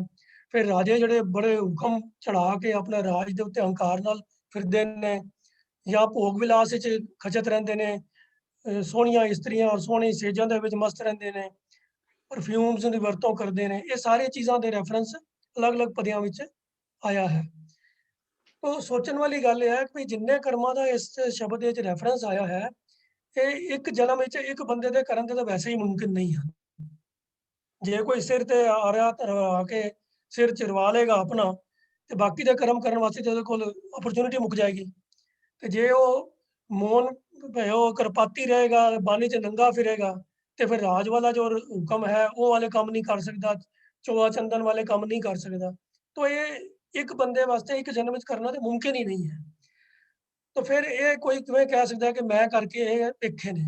ਉਹ ਗੱਲ ਹੈ ਹੀ ਨਹੀਂ ਹੈ, ਔਰ ਨਾ ਗੁਰੂ ਸਾਹਿਬ ਨੇ ਕੀਤੇ ਨੇ। ਇਹਨਾਂ ਕੁ ਤਾਂ ਸਿਧਾਂਤਕ ਤੌਰ ਤੇ ਅਸੀਂ ਸਮਝਦੇ ਵੀ ਹਾਂ, ਸਾਡਾ ਮਨ ਅੰਦਰੋਂ ਗਵਾਹੀ ਨਹੀਂ ਦੇਗਾ ਕਿ ਵੀ ਗੁਰੂ ਸਾਹਿਬ ਨੇ ਇਹ ਕੰਮ ਕੀਤੇ ਹੋਣਗੇ, ਪਰ ਕਨਫਿਊਜ਼ਨ ਹੋ ਰਿਹਾ ਸ਼ਬਦਾਵਲੀ ਦੀ ਵਰਤੋਂ ਤੋਂ। तो ਇਹਦੇ ਵਾਸਤੇ ਜੋ ਗੱਲ ਸਮਝਣ ਵਾਲੀ ਹੈ ਕਿ ਇਹ ਇੱਕ ਪੋਇਟਿਕ ਟੈਕਨੀਕ ਹੈ ਕਿ ਜਦੋਂ ਗੁਰੂ ਸਾਹਿਬ ਕੋਈ ਕਿਸੇ ਖਾਸ ਤਰ੍ਹਾਂ ਦੇ ਕਰਮਾਂ ਦਾ ਖੰਡਨ ਕਰਦੇ ਹਨ ਜਾਂ ਕਿਸੇ ਖਾਸ ਐਕਟੀਵਿਟੀ ਨੂੰ ਜੋ ਉਹਨਾਂ ਨੇ ਸਮਝਾਉਣਾ ਹੁੰਦਾ ਡਿਟੇਲ ਦੇ ਵਿੱਚ, ਤਾਂ ਉਹਨੂੰ ਫਸਟ ਪਰਸਨ ਦੇ ਵਿੱਚ ਯੂਜ਼ ਕਰਕੇ ਤੇ ਉਹਦਾ ਬਿਊਰਾ ਦਿੱਤਾ ਜਾਂਦਾ ਹੈ। ਤੇ ਉਹਦਾ ਭਾਵ ਇਹ ਨਹੀਂ ਹੁੰਦਾ ਕਿ ਵਾਕਈ ਪ੍ਰੈਕਟੀਕਲੀ ਉਹਨਾਂ ਨੇ ਕੰਮ ਕੀਤੇ ਹਨ। ਇਹ ਸਿਰਫ ਇੱਕ ਪੋਇਟਿਕ ਟੈਕਨੀਕ ਹੁੰਦੀ ਹੈ ਕਿ ਮੈਂ ਇਹ ਦੇਖਿਆ ਹੈ ਕਰਕੇ। ਅਸਲ ਇਹਦਾ ਭਾਵ ਅਰਥ ਇਹ ਹੈ ਕਿ ਮੈਂ ਇਹਨਾਂ ਚੀਜ਼ਾਂ ਦਾ ਵਿਸ਼ਲੇਸ਼ਣ ਕੀਤਾ ਹੈ, ਮੈਂ ਇਹਨਾਂ ਨੂੰ ਐਨਾਲਾਈਜ਼ ਕੀਤਾ ਹੈ ਕਿ ਇਹਨਾਂ ਵਿੱਚ ਕੁਝ ਨਹੀਂ ਪਿਆ। ਇਹ ਪਾਠ ਪੜ੍ਹਨੇ, ਵੇਦ ਵਿਚਾਰਨੇ, ਨਿਓਲੀ ਭੁਯੰਗਮ ਇਹ ਕਰਨੇ, ਇਹਨਾਂ ਦੇ ਨਾਲੋਂ ਰੱਬ ਲੱਭਦਾ ਨਹੀਂ ਹੈ, ਬਲਕਿ ਪੰਜਾਂ ਵਿਕਾਰਾਂ ਦੇ ਨਾਲ ਸੰਗ ਮੁੱਕਦਾ ਨਹੀਂ ਹੈ ਤੇ ਹੰਕਾਰ ਵੱਧ ਜਾਂਦਾ ਹੈ। तो ये गल मैं एनालाइज करके देख ली है, मैनू ये समझ है। मोहन भयो करपाती रहो, नगन फिरो बन माई, ये आप एक्चुअली जाके बन दे विच नगन फिरन की लोड़ नहीं है। इस नू इमेजिन करके एनालाइज करके ਇਹਦਾ जो कॉज एंड इफेक्ट है, जो ये ਸਰਕਮਸਟੈਂਸਸ ने उन्होंने मैं एनालाइज करके देख लिया भी ਇਹਦੇ ਚੋਂ ਕੁਝ ਨਹੀਂ ਲੱਭਣਾ। तो ਇਹਦਾ ਭਾਵ ਅਰਥ ਇਹ ਹੈ ਕਿ ਮੈਂ ਇਹਨਾਂ ਨੂੰ ਐਨਾਲਾਈਜ਼ ਕੀਤਾ ਹੈ। ਪਰ ਇਹਨੂੰ ਪੋਇਟਰੀ ਦੇ ਵਿੱਚ ਇਹਨੂੰ ਇੱਕ ਤਰੀਕਾ ਹੈ ਇਹਦਾ ਕਿ ਇਹਨੂੰ ਕਵੀ ਜਿਹੜਾ ਹੈ ਹਮੇਸ਼ਾ ਫਸਟ ਪਰਸਨ ਵਿੱਚ ਜਦੋਂ ਇਹਦਾ ਰੈਫਰੈਂਸ ਦਿੰਦਾ ਹੈ ਤੇ ਉਹ ਪ੍ਰਭਾਵਸ਼ਾਲੀ ਜ਼ਿਆਦਾ ਗੱਲ ਬਣ ਜਾਂਦੀ ਹੈ। ਇਹਦੀ ਮਿਸਾਲਾਂ ਗੁਰਬਾਣੀ 'ਚ ਹੋਰ ਵੀ ਅਨੇਕਾਂ ਮਿਲਦੀਆਂ ਹਨ। ਹੁਣ ਗੁਰੂ ਨਾਨਕ ਪਾਤਸ਼ਾਹ ਨੇ ਜਪਜੀ ਦੇ ਅੰਦਰ ਜਦੋਂ ਗੱਲ ਕੀਤੀ ਹੈ ਮਾੜੇ ਕਰਮ ਕਰਨ ਵਾਲਿਆਂ ਦੀ ਜਿਹੜੀ ਅਸੰਖ ਦੀ ਪੌੜੀ ਹੈ, ਤਾਂ ਉੱਥੇ ਅਖੀਰ ਤੇ ਜਾ ਕੇ ਕਹਿੰਦੇ ਨਾਨਕ ਨੀਚ ਕਹੈ ਵਿਚਾਰ। ਹੁਣ ਕੋਈ ਗੁਰੂ ਨਾਨਕ ਸਾਹਿਬ ਨੀਚ ਕਹਿ ਰਹੇ ਨੇ ਆਪਣੇ ਆਪ ਨੂੰ, ਅਰਥ ਇਹੋ ਹੀ ਬੰਦੇ ਨੇ। ਨਾਨਕ ਦੇ ਕੱਕੇ ਨੂੰ ਔਂਕੜ, ਚੱਚੇ ਨੂੰ ਔਂਕੜ, ਨਾਨਕ ਨੀਚ ਕਹੈ ਵਿਚਾਰ। तो ये थोड़ा कि गुरु नानक साहब है ही नीच ने, ये सिर्फ उन्होंने एक निमरता के आके अति निमरता अपने आप को पेश करने का ढंग है कि मैं नीवें कर्म करने वालियां दी गल्लां कर रहा हाँ, तो मैं ये नहीं सिद्ध करने की कोशिश कर रहा कि ये माड़े ने तो मैं सब तो चंगा वा। परमात्मा की निगाह दे विच वो कहंदे हन कि ओहदी भांत भांत दी इहो जी कुदरत है, जिवें पहला चंगे बंदियां दी गल आई, माड़े बंदियां दी भी गल आ रही है, कि मैं भी इन्हां दे विचकार ही हाँ, मैं किधरे कोई अपने आप को ऊंचा साबित करने की कोशिश नहीं कर रहा। तो अत की निमरता में जाके गुरु साहब कहते हैं मैं नीच हाँ उस परमात्मा के सामने, ਉਹਦਾ ਮੁਕਾਬਲਾ ਤਾਂ ਕੋਈ ਕਰ ਹੀ ਨਹੀਂ ਸਕਦਾ। तो इसे तो ज्यादा एक होर स्पष्टता वाला गुरु नानक पातशाह का शब्द है जिहदे विच सेम टेक्निक इस्तेमाल की गई है। वो श्री राग के अंदर शब्द है एक सुहान दोए सुहानी नाल। ਉਹਨੂੰ अगर आप पढ़ीए गुरु ग्रंथ साहब के अंग 24 के उपर शब्द है, गुरु नानक पातशाह का उच्चारण किया होया श्री राग के अंदर महला पहला घर चौथा। तो गुरु साहब आरंभ कर रहे हैं गल कि एक सुहान दोए सुहानी नाल, भलके भौंकै सदा बयाल, कूड़ छुरा मुठा मुरदार, धानक रूप रहा करतार। सुहान का अर्थ आप जानते हो कुत्ता, सुहानी कुत्ती। मेरे नाल दो कुत्ता ते कुत्ती हमेशा रहते हैं। ये सवेरे ही जो उठते हैं तो मेरे अंदरों ये भौंकने शुरू हो जाते हैं। ये गल उत्थे इत्थे भी फर्स्ट पर्सन च कर रहे हैं, जिवें कि अगले पते जो राहो दा बंद है उत्थों गल स्पष्ट हो जाती है। मैं पत की पंद ना करनी की कार, हो बिगड़े रूप रहा बिकराल, तेरा एक नाम तारे संसार, ਮੈਂ ਇਹ ਹਾਸ ਇਹੋ ਆਧਾਰ, ਇਹਦੇ ਤੇ ਕੋਈ ਡਾਊਟ ਹੀ ਨਹੀਂ ਹੈ ਕਿ ਇਹ ਗੱਲ ਜਿਹੜੀ ਹੈ ਫਸਟ ਪਰਸਨ 'ਚ ਹੋ ਰਹੀ ਹੈ। ਔਰ ਇਹਦੇ ਜੋ ਅਰਥ ਹਨ, ਜਿਵੇਂ ਦਰਪਣ ਤੋਂ ਮੈਂ ਪੜ੍ਹ ਕੇ ਆਪ ਜੀ ਨੂੰ ਸੁਣਾ ਰਿਹਾ ਹਾਂ ਕਿ हे ਪ੍ਰਮਾਤਮਾ, ਨਾ ਤੇ ਮੈਂ ਤੇਰੀ ਨਸੀਹਤ ਤੇ ਤੁਰਦਾ ਹਾਂ, ਨਾ ਕੋਈ ਮੇਰੀ ਕਰਨੀ ਚੰਗੀ ਹੈ। ਮੈਂ ਪਤ ਕੀ ਪੰਧ, ਨਾ ਕਰਨੀ ਕੀ ਕਾਰ। ਨਾ ਮੇਰੀ ਇੱਜ਼ਤ ਵਾਲੀ ਕੋਈ ਚੰਗੀ ਕਰਨੀ ਹੈ, ਨਾ ਮੈਂ ਤੇਰੀ ਨਸੀਹਤ ਤੇ ਤੁਰਦਾ ਹਾਂ। ਹੋ ਬਿਗੜਿਆ ਰੂਪ ਰਹਾ ਵਿਕਰਾਲ। ਹੋਂ ਦਾ ਮਤਲਬ ਕੀ ਹੈ ਮੈਂ ਸਦਾ ਵਿਗੜੇ ਹੋਏ ਡਰਾਵਨੇ ਰੂਪ ਵਾਲਾ ਬਣਿਆ ਰਹਿੰਦਾ ਹਾਂ। ਵਿਕਰਾਲ ਦਾ ਮਤਲਬ ਹੀ ਹੁੰਦਾ ਹੈ ਕਿ ਬਹੁਤ ਹੀ ਡਰਾਵਨਾ ਤੇ ਵਿਗੜਿਆ ਹੋਇਆ। ਤੋ ਕਹਿੰਦੇ ਹਨ ਕਿ ਤੇਰਾ ਏਕ ਨਾਮ ਤਾਰੇ ਸੰਸਾਰ, ਮੈਂ ਇਹ ਆਸ ਇਹੋ ਆਧਾਰ। ਤੇ ਮੈਨੂੰ ਸਿਰਫ ਇਹੀ ਆਸ ਇਹੀ ਆਧਾਰ ਹੈ ਕਿ ਤੇਰਾ ਇੱਕ ਨਾਮ ਹੈ ਜਿਹੜਾ ਸੰਸਾਰ ਸਾਗਰ ਤੋਂ ਮੈਨੂੰ ਪਾਰ ਲਗਾ ਸਕਦਾ। ਤੇ ਸਾਰੀ ਗੱਲ ਫਸਟ ਪਰਸਨ 'ਚ ਕੀਤੀ ਗਈ ਹੈ। ਪਰ ਕੀ ਇੱਥੇ ਗੁਰੂ ਨਾਨਕ ਸਾਹਿਬ ਇਹ ਗੱਲ ਕਹਿ ਰਹੇ ਹਨ ਕਿ ਮੈਂ ਵਿਕਰਾਲ ਡਰਾਵਨੇ ਰੂਪ ਵਾਲਾ ਹਾਂ, ਮੈਂ ਵਿਗੜਿਆ ਹੋਇਆ ਹਾਂ, ਮੈਂ ਕੋਈ ਤੇਰੇ ਨਸੀਹਤ ਦੇ ਉੱਤੇ ਤੇਰੇ ਹੁਕਮ ਦੇ ਅਨੁਸਾਰ ਮੈਂ ਕੋਈ ਕੰਮ ਹੀ ਨਹੀਂ ਕਰਦਾ। ਫਿਰ ਉਸ ਤੋਂ ਅੱਗੇ ਅਗਲੇ ਪਦੇ 'ਚ ਪੜੋ ਤੇ ਹੋਰ ਵੀ ਮਤਲਬ ਐਸੇ ਕਰਮਾਂ ਦੀ ਗੱਲ ਕੀਤੀ ਗਈ ਹੈ ਕਿ ਫਾਹੀ ਸੁਰਤ ਮਲੂਕੀ ਵੇਸ, ਹੋਂ ਠਗਵਾੜਾ ਠੱਗੀ ਦੇਸ। ਤੇ ਮੇਰੇ ਤੇ ਹਰ ਵੇਲੇ ਇਹ ਧਿਆਨ ਚ ਰਹਿੰਦਾ ਹੈ ਕਿ ਮੈਂ ਕਿਸੇ ਲੋਕਾਂ ਨੂੰ ਕਿਸੇ ਠੱਗੀ 'ਚ ਫਸਾ ਲਵਾਂ ਤੇ ਮੈਂ ਲੇਕਿਨ ਫਕੀਰਾਂ ਵਾਲਾ ਲਿਬਾਸ ਪਾਇਆ ਹੋਇਆ ਹੈ। ਮੈਂ ਠੱਗੀ ਦਾ ਅੱਡਾ ਬਣਿਆ ਹੋਇਆ ਹਾਂ, ਦੇਸ਼ ਨੂੰ ਠੱਗ ਰਿਹਾ ਹਾਂ। ਤੇ ਸਾਰੀਆਂ ਗੱਲਾਂ ਫਸਟ ਪਰਸਨ 'ਚ ਹਨ। ਮੈਂ ਕੀਤਾ ਨਾ ਜਾਤਾ ਹਰਾਮ ਖੋਰ, ਹੋ ਕਿਆ ਮੂੰਹ ਦੇਸਾਂ ਦੁਸ਼ਟ ਚੋਰ। ਤੋ ਇੱਥੇ ਗੁਰੂ ਸਾਹਿਬ ਆਪਣੇ ਆਪ ਨੂੰ ਹਰਾਮਖੋਰ ਕਹਿ ਰਹੇ ਹਨ, ਮੈਂ ਦੁਸ਼ਟ ਚੋਰ ਕਹਿ ਰਿਹਾ ਨਾ ਆਪਣੇ ਆਪ ਨੂੰ। ਤਾਂ ਕੀ ਅਸੀਂ ਇੱਥੋਂ ਇਹ ਅੰਦਾਜ਼ਾ ਲਗਾਵਾਂਗੇ ਵੀ ਇਹ ਗੁਰੂ ਸਾਹਿਬ ਨੇ ਵਾਕਈ ਇਹ ਵਾਲੇ ਸਾਰੇ ਕਰਮ ਕੀਤੇ ਨੇ ਜਿਹਨਾਂ ਦਾ ਉਹ ਬਿਆਨ ਕਰ ਰਹੇ ਹਨ। ਕੋਈ ਇਹ ਗੱਲ ਕੋਈ ਵੀ ਸੈਂਸੀਬਲ ਬੰਦਾ ਕਿਸੇ ਸੂਰਤ 'ਚ ਇਮੇਜਿਨ ਵੀ ਨਹੀਂ ਕਰ ਸਕਦਾ। तो कहने तो भाव की है, एक सिर्फ एक पोइटिक टेक्निक है कि जो दुनिया ਦੀ ਵਿੱਚ ਅਵਸਥਾ ਹੈ ਕਈ ਸਾਰੇ ਲੋਕਾਂ ਦੀ, ਬਲਕਿ ਸਮਾਜ ਦੇ ਵਿੱਚ ਬਹੁਤਾਤ ਲੋਕਾਂ ਦੀ ਜਿਹੋ ਜਿਹੀ ਅਵਸਥਾ ਹੁੰਦੀ ਹੈ, ਗੁਰੂ ਸਾਹਿਬ ਉਸ ਨੂੰ ਸਾਹਮਣੇ ਇਮੇਜਿਨ ਕਰਕੇ ਆਪਣੇ ਉਤੇ ਫਸਟ ਪਰਸਨ ਤੇ ਕਰਕੇ ਉਹਨੂੰ ਪੇਸ਼ ਕਰਦੇ ਹਨ ਤੇ ਫਿਰ ਉਹਦਾ ਸੋਲੂਸ਼ਨ ਵੀ ਦਿੰਦੇ ਹਨ ਕਿ ਅਲਟੀਮੇਟਲੀ ਤਾਂ ਜੋ ਹੈ ਉਹ ਅਸਲੀ ਇਹੀ ਹੈ ਕਿ ਮੈਂ ਇਹ ਆਸ ਇਹੋ ਆਧਾਰ ਮੇਰਾ ਇੱਕ ਨਾਮ ਤਾਰੇ ਸੰਸਾਰ। तो ये सिर्फ एक पोइट्री का ढंग है, वही ढंग गुरु अर्जन पातशाह ने भी वरत्या है कि मैं किए कर्म अनेका प्यारे इन बिद मिल न जाई, मैं किए कर्म अनेका हार परयो स्वामी के द्वारा दीजै बुद्ध विवेका। तो ये सिर्फ गल समझाने वास्ते अपने उत्ते उन्होंने फर्स्ट पर्सन का तरीका ही इस्तेमाल किया है कि हार परयो स्वामी के द्वारा दीजा बुद्ध विवेका। तो विवेक बुद्ध यही है ਕਿ ਮੈਨੂੰ ਚੰਗੇ ਤੇ ਮਾੜੇ ਦੀ ਠੀਕ ਤੇ ਗਲਤ ਦੀ ਪਛਾਣ ਤੁਸੀਂ ਦੇ ਦਿਓ, ਮੈਨੂੰ ਪਤਾ ਲੱਗ ਜਾਵੇ ਕਿਹੜੇ ਕਰਮ ਕਰਕੇ ਕੁਝ ਨਹੀਂ ਪ੍ਰਾਪਤ ਹੋਣਾ ਤੇ ਕਿਹੜੇ ਕਰਮ ਕਰਨ ਨਾਲ ਪ੍ਰਮਾਤਮਾ ਦੇ ਨੇੜੇ ਹੋਇਆ ਜਾ ਸਕਦਾ ਹੈ। तो ਇਹ ਪ੍ਰੇਰਨਾਦਾਇਕ ਸ਼ਬਦ ਹੈ ਜਿਹਨੂੰ ਗੁਰੂ ਸਾਹਿਬ ਨੇ ਫਸਟ ਪਰਸਨ ਦੇ ਵਿੱਚ ਲੈ ਕੇ ਸਮਝਾਇਆ ਹੈ। ਕੀਤੇ ਕਿਸੇ ਨੇ ਕੋਈ ਕਰਮ ਨਹੀਂ ਨੇ, ਇਹ ਸਿਰਫ ਉਹਨਾਂ ਦਾ ਐਨਾਲਿਸਿਸ ਕੀਤਾ ਹੈ। तो ਆਸ ਹੈ ਕਿ ਆਪ ਜੀ ਇਸ ਬੇਨਤੀ ਨੂੰ ਪ੍ਰਵਾਨ ਕਰੋਗੇ। ਜੇ ਕਿਸੇ ਨੂੰ ਹੋਰ ਇਹਦੇ ਬਾਰੇ ਕੋਈ ਸ਼ੰਕਾ ਜਾਂ ਕੋਈ ਹੋਰ ਐਡੀਸ਼ਨਲ ਜਾਣਕਾਰੀ ਕੋਈ ਸਾਂਝੀ ਕਰਨੀ ਚਾਹੁੰਦੇ ਹੋ ਤਾਂ ਆਪ ਜੀ ਦਾ ਸਵਾਗਤ ਹੈ ਜੀ। ਹੋਈਆਂ ਭੁੱਲਾਂ ਦੀ ਖਿਮਾ ਜੀ। ਵਾਹਿਗੁਰੂ ਜੀ ਕਾ ਖਾਲਸਾ ਵਾਹਿਗੁਰੂ ਜੀ। ਧੰਨਵਾਦ ਐਮਪੀ ਸਿੰਘ ਜੀ, ਤੁਸੀਂ ਬੜੀ ਵਿਸਥਾਰ ਸਾਹਿਬ ਦੱਸਿਆ ਔਰ ਗੱਲ ਜਿਹੜੀ ਸਮਝ ਚ ਆ ਗਈ ਹੈ। ਅੱਜ ਦੀ ਤਰੀਕ 'ਚ ਹੀ ਆਪਾਂ ਦੇਖਦੇ ਹਾਂ ਸਾਧ ਸੰਗਤ, ਜਿਸ ਵੇਲੇ ਕੋਈ ਬੁਲਾਰਾ ਕੋਈ ਗੱਲ ਕਰਦਾ ਤੇ ਉਹ ਇਹੀ ਕਹੇਗਾ ਅਸਾਂ ਲੋਕਾਂ ਦੇ ਹਾਲਾਤ ਨੇ। ਜਿਸ ਵੇਲੇ ਕੋਈ ਵੀ ਨੈਗੇਟਿਵ ਸਮਾਜਿਕ ਪੱਖ ਸਾਹਮਣੇ ਲਿਆਉਣਾ ਹੁੰਦਾ ਤੇ ਬੁਲਾਰਾ ਤਕਰੀਬਨ ਫਸਟ ਪਰਸਨ ਤੇ ਆਪਣੇ ਆਪ ਲਾ ਕੇ ਕਹੇਗਾ ਜੀ ਅਸੀਂ ਲੋਕ ਇਹ ਕਰਦੇ, ਅਸੀਂ ਲੋਕ ਇਹ ਕਰਦੇ। ਹਾਲਾਂਕਿ ਇਹ ਮਤਲਬ ਇਹ ਤੋਂ ਸਿੱਧ ਹੁੰਦਾ ਹੈ ਕਿ ਇੱਕ ਤਰੀਕਾ ਹੈਗਾ ਸਮਝਾਉਣ ਦਾ, ਜਿਹੜਾ ਗੁਰੂ ਨਾਨਕ ਸਾਹਿਬ ਜੀ ਨੇ ਵੀ ਇਹ ਵਰਤਿਆ ਫਸਟ ਪਰਸਨ ਦਾ। ਤੋ ਉਮੀਦ ਹੈ ਜਿਹਨਾਂ ਦਾ ਸਵਾਲ ਹੈ ਰਾਜ ਰੇਖੀ ਜੀ ਆਪ ਜੀ ਦੀ ਨੂੰ ਵੀ ਇਹਦੀ ਤਸੱਲੀ ਬਖਸ਼ ਉੱਤਰ ਮਿਲ ਗਿਆ ਹੋਏਗਾ। ਤੋ ਧੰਨਵਾਦ ਆਪ ਸਭ ਜੀ ਦਾ। ਸਾਧ ਸੰਗਤ ਜੀ, ਸਮਾਂ ਥੋੜਾ ਉੱਪਰ ਹੋ ਗਿਆ, ਖਿਮਾ ਕਰਨਾ। ਮੈਂ ਸਿਰਫ ਇੱਕ ਬੇਨਤੀ ਕਰ ਰਿਹਾ ਕਿ ਨਵੀਂ ਆਈਡੀ ਆਈ ਹੈ PS ਸੋਂਦੀ, ਤੋ ਜਿਨ੍ਹਾਂ ਦੀ ਇਹ ਆਈਡੀ ਹੈ PS ਸੋਂਦੀ, ਉਹ ਕਿਰਪਾ ਕਰਕੇ ਆਪਣੇ ਆਪ ਨੂੰ ਅਨਮਿਊਟ ਪਲੀਜ਼ ਕਰੋ। ਔਰ ਸੰਗਤ ਆਪਣੀ ਅੱਜ ਦੇ ਸਵਾਲ ਜਵਾਬ ਦਾ ਸੈਸ਼ਨ ਇਹ ਨਿਭਾਉਂਦਿਆਂ ਦਾਸ ਵੱਲੋਂ ਔਰ ਪੈਨਲ ਮੈਂਬਰਾਂ ਵੱਲੋਂ ਜੋ ਵੀ ਐਫਰਟਸ ਕੀਤੀਆਂ, ਉਹ 'ਚ ਬਹੁਤ ਸਾਰੀਆਂ ਗਲਤੀਆਂ ਰਹਿ ਜਾਣੀਆਂ ਸੁਭਾਵਿਕ ਨੇ। ਉਹ ਲਈ ਆਪ ਪਾਸੋਂ ਖਿਮਾ ਮੰਗਦੇ ਹਾਂ ਔਰ ਆਪ ਜੀ ਦਾ ਧੰਨਵਾਦ ਕਰਦੇ ਹਾਂ ਕਿ ਤੁਸੀਂ ਸਾਨੂੰ ਸਵਾਲ ਵੀ ਭੇਜਦੇ ਹੋ ਜਿਹੜੇ ਸਾਨੂੰ ਉਹਨਾਂ ਦੇ ਉੱਤਰ ਲੱਭਣ ਲਈ ਪ੍ਰੋਮਪਟ ਕਰਦੇ ਨੇ। ਤੋ ਇਸੇ ਤਰ੍ਹਾਂ ਸਵਾਲ ਭੇਜਦੇ ਰਹੋ, ਆਪਣੇ ਸੁਜੈਸ਼ਨਸ ਵੀ ਦਿੰਦੇ ਰਹੋ ਤਾਂ ਜੇ ਇਹ ਜਿਹੜਾ ਰੋਜ਼ਾਨਾ ਦਾ ਪ੍ਰੋਗਰਾਮ ਹੈ ਮੰਡੇ ਟੂ ਸੈਟਰਡੇ ਜਿਹੜਾ ਚੱਲਦਾ ਹੈ, ਇਹ ਸਤਿਗੁਰੂ ਦੀ ਕਿਰਪਾ ਨਾਲ ਹੋਰ ਚੜ੍ਹਦੀ ਕਲਾ ਚੱਲੇ।